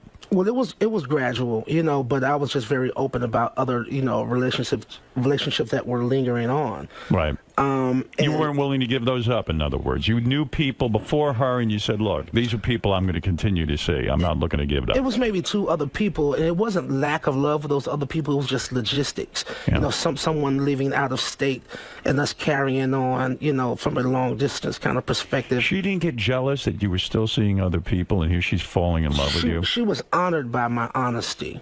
She was. And since then, I have shared every single detail. I've even gone back and talked about things that aren't even necessary just to have her be. It makes me feel, I don't even like the feeling of keeping any secrets from her. I find that so difficult, though, to negotiate. Does she go out and fuck other guys? No, she has no desire. See, that's the point. Yeah. If she came home to you and said, listen, I'm going out and fucking other guys, you would no way be able to handle that. I just told her if she ever had that desire, would she just please let me know? Like, honor me with the same honesty. Right. And so and what are you going to do when she's that honest? It's going to dump her. Right. Well, I mean, I tried to think it through. I mean, it probably would be a little unsettling to begin with. You wouldn't feel honored then, I'm telling you. I wouldn't feel honored, but yeah, right. I think I would respect it. But, the difference between, like, men and women is But don't just you think she's just putting up with it because she doesn't want to lose CeeLo? It's probably exciting to be with CeeLo. Yeah, she wouldn't be like this with any other guy. Exactly. Yeah. Well, I think, just from her description that she's been in she's tried to play the straight and narrow. She's actually, got a bit of that in her own system, and she's, she enjoys me, giving her that liberty. Right. You can have freedom, but somebody has to give you liberty. So you don't bring these women home to her. You don't do a threesome thing. You go out and fuck, and then you come home and you say, hey, look, I just want you to know I was with someone when I was on the road. Well, no, because she's most certainly in health education. And she said to me, like, if you ever, I want you to do whatever makes you happy. Right. So if ever, like you do something outside of me, make sure you protect yourself. Right. Because I cherish my quality of life. Right. And so just even with that, and she's beautiful. So, like, anything beneath her bar is not even worth my time or energy. So there are no threesomes going on? We had once or twice, but it's still new. You know what I mean? But yeah, was it weird though when you did the threesome? Because she's got to get weird with it, and also it's probably like, this is going to sound weird, but I almost don't want to share. I don't want to share my wife even with a woman. Like I saw that. Yeah, I've had that feeling. I had to get over it. And it was just this faint whisper, like, "Are you sure this is what you want?" Now this is manly. This is very macho. But like, I believe that if she wasn't. If I had never seen her in that context, maybe it was something that her, that she wouldn't be being honest in. Like, and she seemed to enjoy herself. Are you thinking marriage with her or no way? It's Everybody else is. We're damn close. Same matching outfits, like his and hers T-shirts and stuff. Oh, no like kidding. I mean, we're having a lot of fun. You seem very comfortable with your weight. I mean, it seems like you carry your weight really well. Like you're not uptight about it. No, I've said on occasion that I'm not out of shape. It's just the shape I'm in. Right. So in other words, are you trying to lose weight, or is this just your look? Can I tell you something? Yeah. I just got through meeting the incomparable Tony Orlando the other day. Tony Orlando and Dawn. We all love that, right? So he said, don't lose weight. Why? He lost weight. He did, actually. But he told me, and I've heard this on a couple of occasions, because it's like, it's your brand now. Of course, I want to be healthy. I was brand ambassador for 𝗛cie. So I actually lost about 25 pounds. But what do you mean? Of course you want to be healthy. You want to be healthy. You're and right. when people are advising you not to lose weight, well, I know what he meant. Compromising. Well, I know what he meant, Rob. I think it's just my weight, it's just it represents that working class quality, that boy that wear flowing clothes. Some people do look bad heavy. You do Get look healthy. good. I know what they're saying. You know what I mean? You got a good look going, that kind of thing. I think people are my sex appeal is just as surprising as my success. There's a certain way a heavy guy has to dress, and most heavy people don't understand that. They do not. They wear shitty clothes. They wear them too fucking tight, and they look like hell warmed over. They you know what I mean? You got a whole look going, like even that sweater you're wearing today. I mean, it's got a nice look to it. You know what I'm saying? When you get naked in front of a new woman, all right, do you think about your weight? Do you go, shit, man, I wish I was more ripped. I wish I was in more shape. I do not. I mean, because I'm always there to second the emotion, for any individual brave enough to, to give me that opportunity. Like, I want to prove her right. And I believe that it's such a turn on because it's like what Al Pacino said in Devil's Advocate. They don't necessarily see me coming. I get a kick out of that. Do you, I think most women probably find you non-threatening, too, because you're a little bit heavy. They're like, oh, I hug them like a big teddy bear. I can imagine that. Have you fucked tons of women? Have you had tons of women? I haven't had enough because I was, the nature of the music that we did as 𝗛𝗲𝗻𝗄 was very politically charged and socially conscious, and it didn't attract an awful lot of groupies. And then I was married, for that stint between leaving the group and going into the solo career, Gnarls Barkley. Yeah. And I was loyal to that. And Gnarls Barkley was about being crazy and surreal and all cerebral, and it wasn't really sexy. So it wasn't until Lady Killer that I got a chance to express that side of myself. Yeah, and if anything, the voice brings tons of pussy, right? All of TV is just like a magnet for that kind of stuff. But you know what, man? It's not as fun as it once was. I wish I was in the heyday of hair metal and Sunset Strip with Motley Crue. And those are my fantasies of rock and roll. Right. But it's not like that anymore. It's fucking Instagram and Twitter and, girls getting a kick out of just, taking a picture while you sleep with your dick shrivel up. It's like, I don't know. Yeah, right. It is scary. It is scary. I'm afraid of that. Yeah, I hear you. It is turned into very embarrassing things. Can I say something? Since I'm here and I have an opportunity? Yeah. I want to apologize to you because I know that I offended you with something that I said. I made a joke about Adam Levine's cologne. Oh yeah, you said I remember what you're saying. You said if I remember, they said, well, gee, if Adam had a cologne, what would it smell like? And you said it would smell like a Jew. I said it would smell Jewish. It smelled Jewish. Yeah, I don't know. I'm ultra sensitive to that. I bet I bet you understand this because I've seen so much shit growing up. Fuck yeah. That I am ultra sensitive to it. No, he's a very good friend of mine. I meant no disrespect. I wasn't trying to be anti-Semitic in the least bit. It was very lighthearted, and I respect you so much. And a lot of my outspokenness was encouraged by you. Like you're like a master to throw sex, religion, and politics all in one pot and make it something nourishing. You know what I mean? Like and delicious too. And I feel that way about your music. But don't you think it's interesting though that whenever, because I sometimes experience that everything has to be black when people see me. And, so all their references are black references because all they can see is I'm black. Mm-hmm. Right. And so when you respond, his, cologne would be Jewish. I mean, do you feel that, that's sort of like every time you see Adam, you're thinking he's Jewish? I mean, I know I am, but stop. I'm like, I can't believe that guy's Jewish. It was probably more provocative because I am black, Right. Yeah. Well, yeah, I know what Robin's saying. It's like, I do find that. Like when I'm around a black friend or something, all of a sudden, everything's black, you know? And it's like, that's all they can see is that the person's black. And then with Adam, was like, well, all he could see is that he's Jewish or something. That's why I reacted that way. But I always found your music to be provocative. Like the song, Fuck You, which became so big. Yeah, we love that song. Putting the word fuck in there was very provocative. And like when you have a hit song, if you put fuck in there, it can hurt sales. Right. And you said, fuck it. I don't care. That's how I'm feeling. Well, let me tell you that story. All right. I was at odds with my label at the time. Right. I had been recording Lady Killer for about 3 years, roughly. Wow. And I could not please them. And I was working with Bruno Mars, who wasn't necessarily Bruno Mars at the moment. Right. at that. How'd you find time. Bruno Mars, by the He way? was introduced to me as a staff writer, which he had signed on to be, and I was introduced to him and his writing partner, Phil Lawrence. I didn't even know they still had staff writers. So in other words, when you're sitting and working on a song, you can say to a staff writer, "Hey, I'm blocked up here. Give me a hand with this thing." Basically, and so this was the first time I had opened up my creative space and shared it with someone in that capacity. Right. And I said, okay, I'll give it a try. Right. You know, being a good sport. And I remember the first session we did in L.A., and we didn't get much done, but I did find him to be very amusing. Him and Phil are very funny guys, and we hit it off really good, you know, the next couple of times. But that first time I said, this is awkward and uncomfortable for me. I said, I'm going to the restroom. I'll be back, and I never came back. Is that right? Mm-hmm.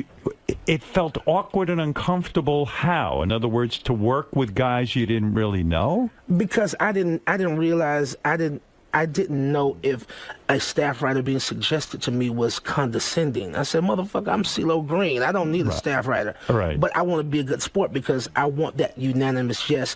I want my corner in my corner. So I said, if this will help, you know, relations and get the job done, let's go for it. It doesn't matter. But you have been at odds with Bruno Mars because he takes credit for writing the song, a lot of credit for writing the song, Fuck You. I saw that on a couple of international interviews to where it's not being specified what his contribution actually was. So what was his? Clear it up. What was his contribution? As producer, he wrote the music.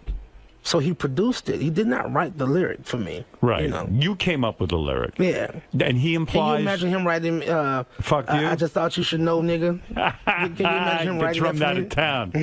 But the point is, you want it clear because the charm of that song, if you will, is the lyric. It's the sentiment. Fuck you. Well, I thought I was being ridiculous. It's the last song we recorded for that album, and I said they're gonna drop me from the label. Right. Great, you know, and because it was directed at your record company. Exactly. Right. And so the storyline is fictitious, but like, you know, the true, genuine connection to it and what people end up getting out of it was that. Why is it that every songwriter, when they talk about their biggest hits, it's always that one song that they write in 5 fucking minutes. They write it as a throwaway, and then it drives them crazy the rest of their career because, like, that's how I should write all my songs. Howard, this song has been so big. It has so much staying power. I'm still performing it, and I hadn't put out a new record in 3 years. I'm working on a new record right now. You know, they say about the music industry now, all these big hit songs, like you talk about Katy Perry's had one hit after another. Yeah. But really, it is a conglomerate. It's like she has a bunch of people who write for her, a bunch of people who produce her, that you almost can't do it on your own anymore if you're in the pop business. Katy Perry is a corporation. She has a board. Right. Yeah. And you mean that literally. I do. But you still try to write more on your own. I do. Yeah. But you do find great partners. I mean, look at you with this Mouse dude. I mean, you know, it worked out pretty damn well. Absolutely. And I do realize that works best for me. So idealistically, yes, that's what I would gravitate toward more. Is that why your new record now is with your original guys? Because you said, hey, why not collaborate with these guys again? Maybe we can have a hit. Yeah, well, I felt like I owed a debt of gratitude to not only my group, which is my extended family, but also hip-hop, which is my community that I come from. I think this new song is very catchy. When did you release this song? Is it Special Education? This is Special Education, yeah. We released it maybe 2 months ago. Yeah. I think this is a real good song. Is it going to go on? Is it on the charts? I don't know. I really don't know. We're doing it independently, and so, yeah, but people love it, you know. And I think if it's like #1 at People's Radio. Yeah, this is it's got a nice, a lot going on here. Yeah. This is Janelle Monáe. Where do you find this guy? This is Big Gibb. The members of Big Gibb, 𝗪𝗄, and Timo. These are all the dudes with you? Yeah.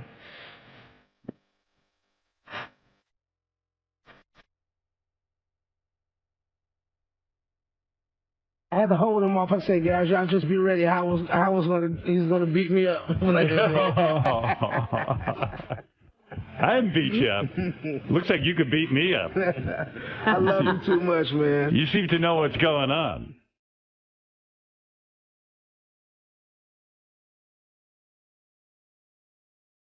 So it's always about us encouraging those underdogs and those unsung, those eccentric individuals, misunderstood. I'm so accustomed to that alienation, you know what I mean? And so I would love to be a voice for those people. And that's what I represent on the television show. That's why it works so well for me. How are you going to get this song on the charts, man? That's what we got to do. This seems like it's happening. Yeah, I mean, it really feels good.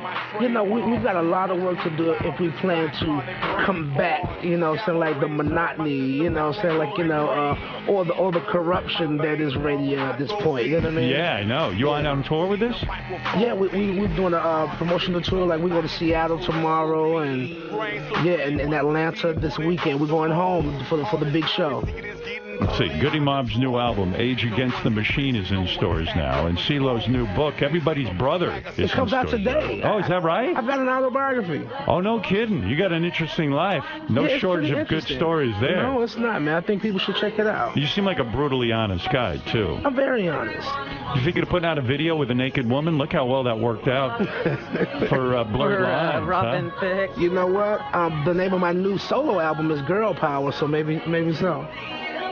Didn't you? What was the song White Power on your new album? Yeah. And you tried to get a white supremacist band to play with you? I was being sarcastic, but I actually did try to Google something. I didn't know any by name. And I said, how cool would this be, to make a mockery of something? You know what I'm saying? Like, and it's all good old-fashioned rock and roll and shock value. But white supremacist bands are not going to perform with a black man, are they?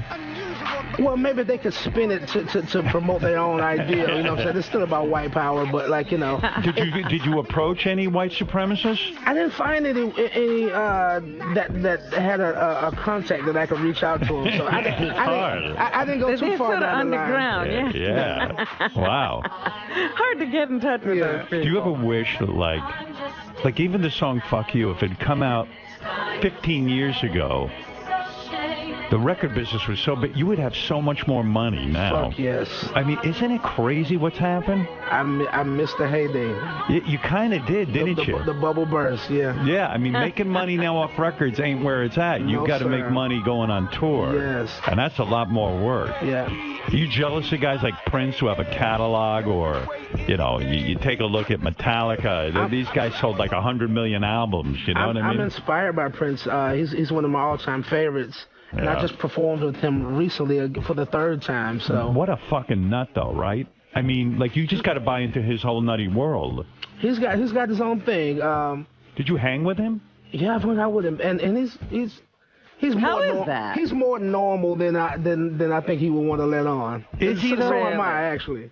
Like the reason he's not normal to me, I love Prince, and I got invited to this private show he was doing. Yeah. The fucker turns out all the lights and says, "No, don't put any lights on me." It was like listening to a record. I couldn't see him play. He turned, and I was just like, fuck Prince, and I left.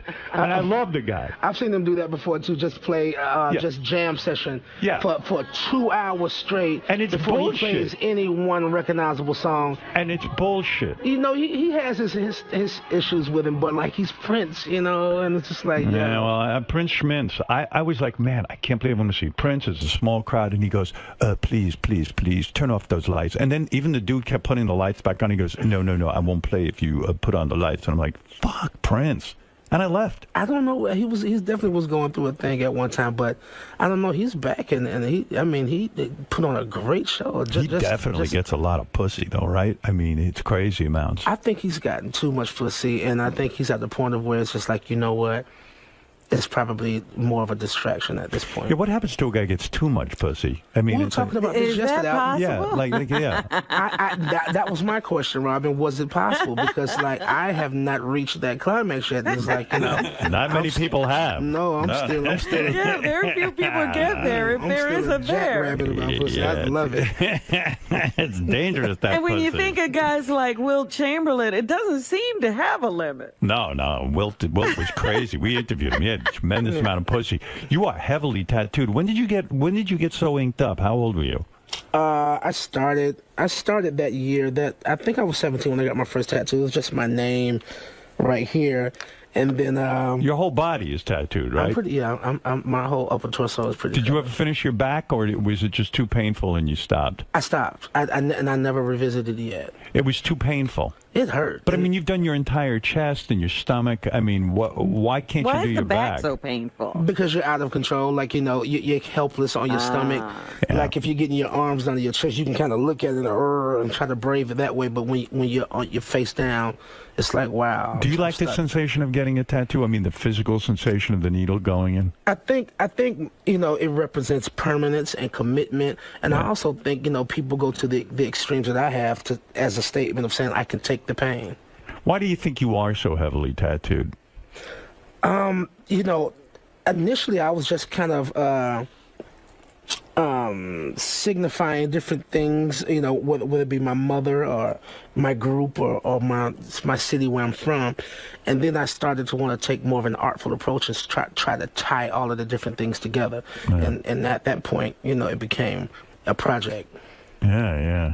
There's got to be psychological. Do you think about what happens as you get older with all these tattoos? Who gives a shit? Right? No, I really wonder, you know, when you do all of that, like, things change and things move around. Well, you know what? I mean, before I'm a hip-hop artist, before I'm a pop artist, before I'm a television celebrity, I'm a rock and roller. So right. Like so that's okay. This is all the way into the you are a rock and roller. Yeah. It is confusing sometimes to figure out what genre you're into because, like, you're all over the place. Well, you know what? I mean, I listen to music from all over. And I've said this many a time. I said I've listened from everything to ABC to REM, everything from Billy Idol to Billy Joel. Yeah. It's like, and the walls that divide music divide people as well. You've dropped acid too, right?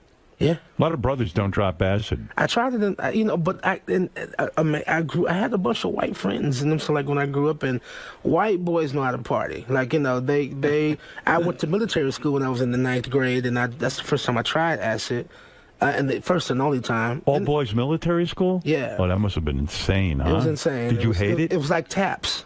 Did you hate it? I didn't hate it. It was actually my idea, and I was pretty obligated to because I had gotten put out of the Atlanta public school system, so I couldn't even go to school. You couldn't even go to school. You mean you were so bad you got thrown out of the Atlantic public school system? Yeah, I got into a fight with a principal. You beat up the principal? I was a pretty defiant guy. You know what I'm saying? Like, fuck yeah! When you beat up the principal, you need military school. Did you beat him up? Did you kick his ass? I just struck him. Why did you hit the principal at the school? Because he hit me. He did? Yeah. Oh, he hit you first? Yeah. Oh, then but you got what it right. were you doing when all of this started? He was fucking the guy's wife. No. Well, at a point, I just kind of became a target, and I was a bit of a troublemaker, I must say. I see. God knows what you were up to. You must have been one bad motherfucker.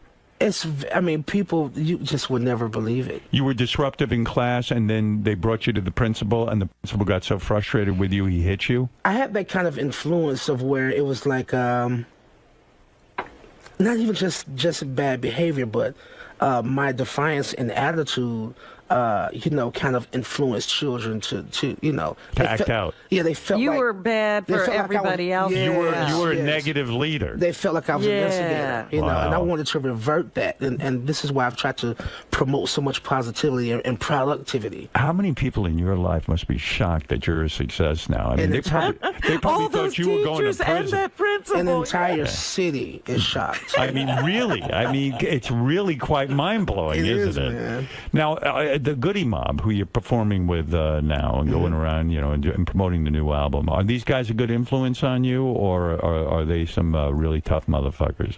They're tough. They're tough. Let me meet these guys. Let me see what they look like. Bring in the Goody They're Mob. all around? Anybody got I water? want to say hi. I got a water if you want, but it's not cold. You want room temperature? Yeah, that's cool, because my throat is a little sore, actually. Oh, I don't have water. Hey, Gary, can you bring some water in? This is the Goody Mob? Yes. Look at you guys, man.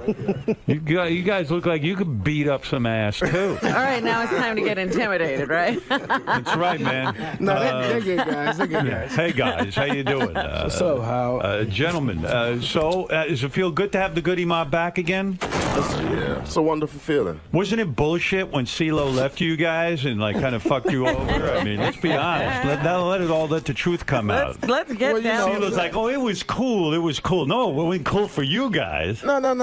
It was cool because we talked about it. We talked about it on the last album. Yeah, and it was something that we all expected from him because the first time you heard Goody Mob, you heard him sing. That's right. So it was something that me and him personally and us as a group, we always talked about it because he was like, yo, Gip, like if I don't take the opportunity now, when am I going to take the opportunity? Well, yeah, but nevertheless, I mean, when you got this thing going, you guys have worked together all these years, you put in a lot of time and effort. It's your paycheck and all this shit. And this guy, I'm leaving you guys. Fuck you. But you know what it was, Howard? It wasn't about the group just breaking up. At that time, L.A. Reid was really closing down LaFace in Atlanta, and he was moving to New York. So me and CeeLo, he offered me and CeeLo our own solo deals at the time. I see. So everybody was doing well. Yes, everybody was doing well at that particular time. L.A. Reid's a good dude, isn't he? Yeah. He actually came over to my house. We were hanging out together, him and his wife. Really good dude, right? I think he's turned more individuals, more musicians into millionaires than any other executive that I know of. Is that What does he have? Is it just a good ear, or what? He knows music. He's a musician, too. He understands it. He's a musician, too. And when he makes a suggestion, it actually is meaningful and helps, right? I would say so. Yeah, and you know that he's been through the same trials and tribulations as we have. You know what I mean? He's been out there on the road. He's been in the group to deal with Babyface. He went through the thing where they didn't own their publishing and they had to come to Atlanta and start a whole new label. Yeah. He's been there. So, you know, he's always giving everybody the floor. Do whatever you want to do. You know what I mean? And that's something that we will always appreciate. And you really do meet a lot of dummies in the music business, right? Who actually kind of have an opinion, but they don't have anything to back it up with. And it's you got to really watch whose hands you get into, right? Because they can screw you up. Well, that's the reason why the record industry is the way it is now. It's about like Twitter. There's some dummies out there. Their opinion is like a pebble in a gravel road. It really doesn't mean anything. Well, you make a good point. There's so many dummies that they wrecked the music business. They wrecked the business. They didn't understand that the business model was changing, and how are they going to make revenue from these records? And none of them could figure it out, and they fucked it all. How could the record companies reverse themselves, or is it too late? It's never too late. You just have to start putting more artists into those positions and take a lot of these people that went to school and don't love music for art form. Right. You know, take those people out of those positions. Basically, stop stealing music. Just stop stealing. Yeah. Good luck with that. Yeah, because that cat is out of the bag. Yeah, that's gone down, man. But you steal what isn't worth paying for, which is the popular opinion about music, because I don't even know if it is music anymore. Like, I mean, the intangibility, of just art and heart is product. I'll be honest with you guys. I came up with a plan to save the music industry. Listen to this. I'm going to shut down the internet. And then no one's going to be able to get any music for free. What do you think of that? That's it, Hal. I could do it. That's it. Yeah. I think I could reverse this whole thing. Help. Go back. You bet. Well, listen, there's a lot of excitement going on. I'm so glad you guys came in today. The Goody Mob's new album, Age Against the Machine, is in stores now. Yes, it is.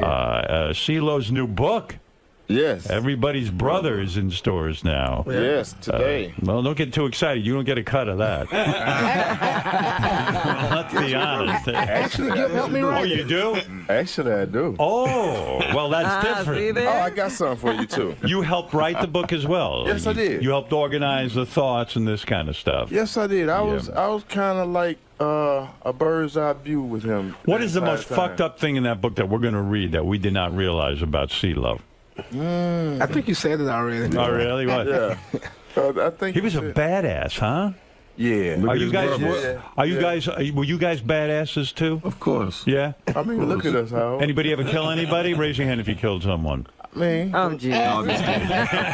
I don't think you're joking. Keep your hand down. Stop that. No, what the fuck you do? Coming from where we come from, you got to work hard to not kill somebody. Right. You almost have to. So all of you could raise your hands. Well, hey, that was in the past, you know. Everybody has to overcome their you know, past. 2013 that person probably didn't need to be here anyway. Those people probably weren't worth being around anyway. What were they going to do? That's the point. We get a lot of stereotypes, though. Also, 𝗫𝗄 is on The Voice. Is 𝗫𝗄 the best judge on The Voice, would you guys say, in your opinion? Truly. Truly, right. He is But the most wait a minute, 𝗫𝗄. Yeah. I have a question. Yes, darling. Why haven't you ever won? Oh, yeah, you haven't. I'm not sure. I think I'm due for a win, though. I'm really You looking, are. Yeah. Do you really care? Do you care if you win on that show? I mean, you don't give a shit, do you? I care if the most deserving wins, and on a couple of occasions, I feel like I truly deserve it, or at least my teammate, you know, and I do believe you because you know when America's Got Talent, there's a guy I think You're should rooting win. for the And people. I do root for the people. I'm actually caught up in it. I really am. yeah, it's not about me at all. I come secondary, but it would be nice. The trick to those shows is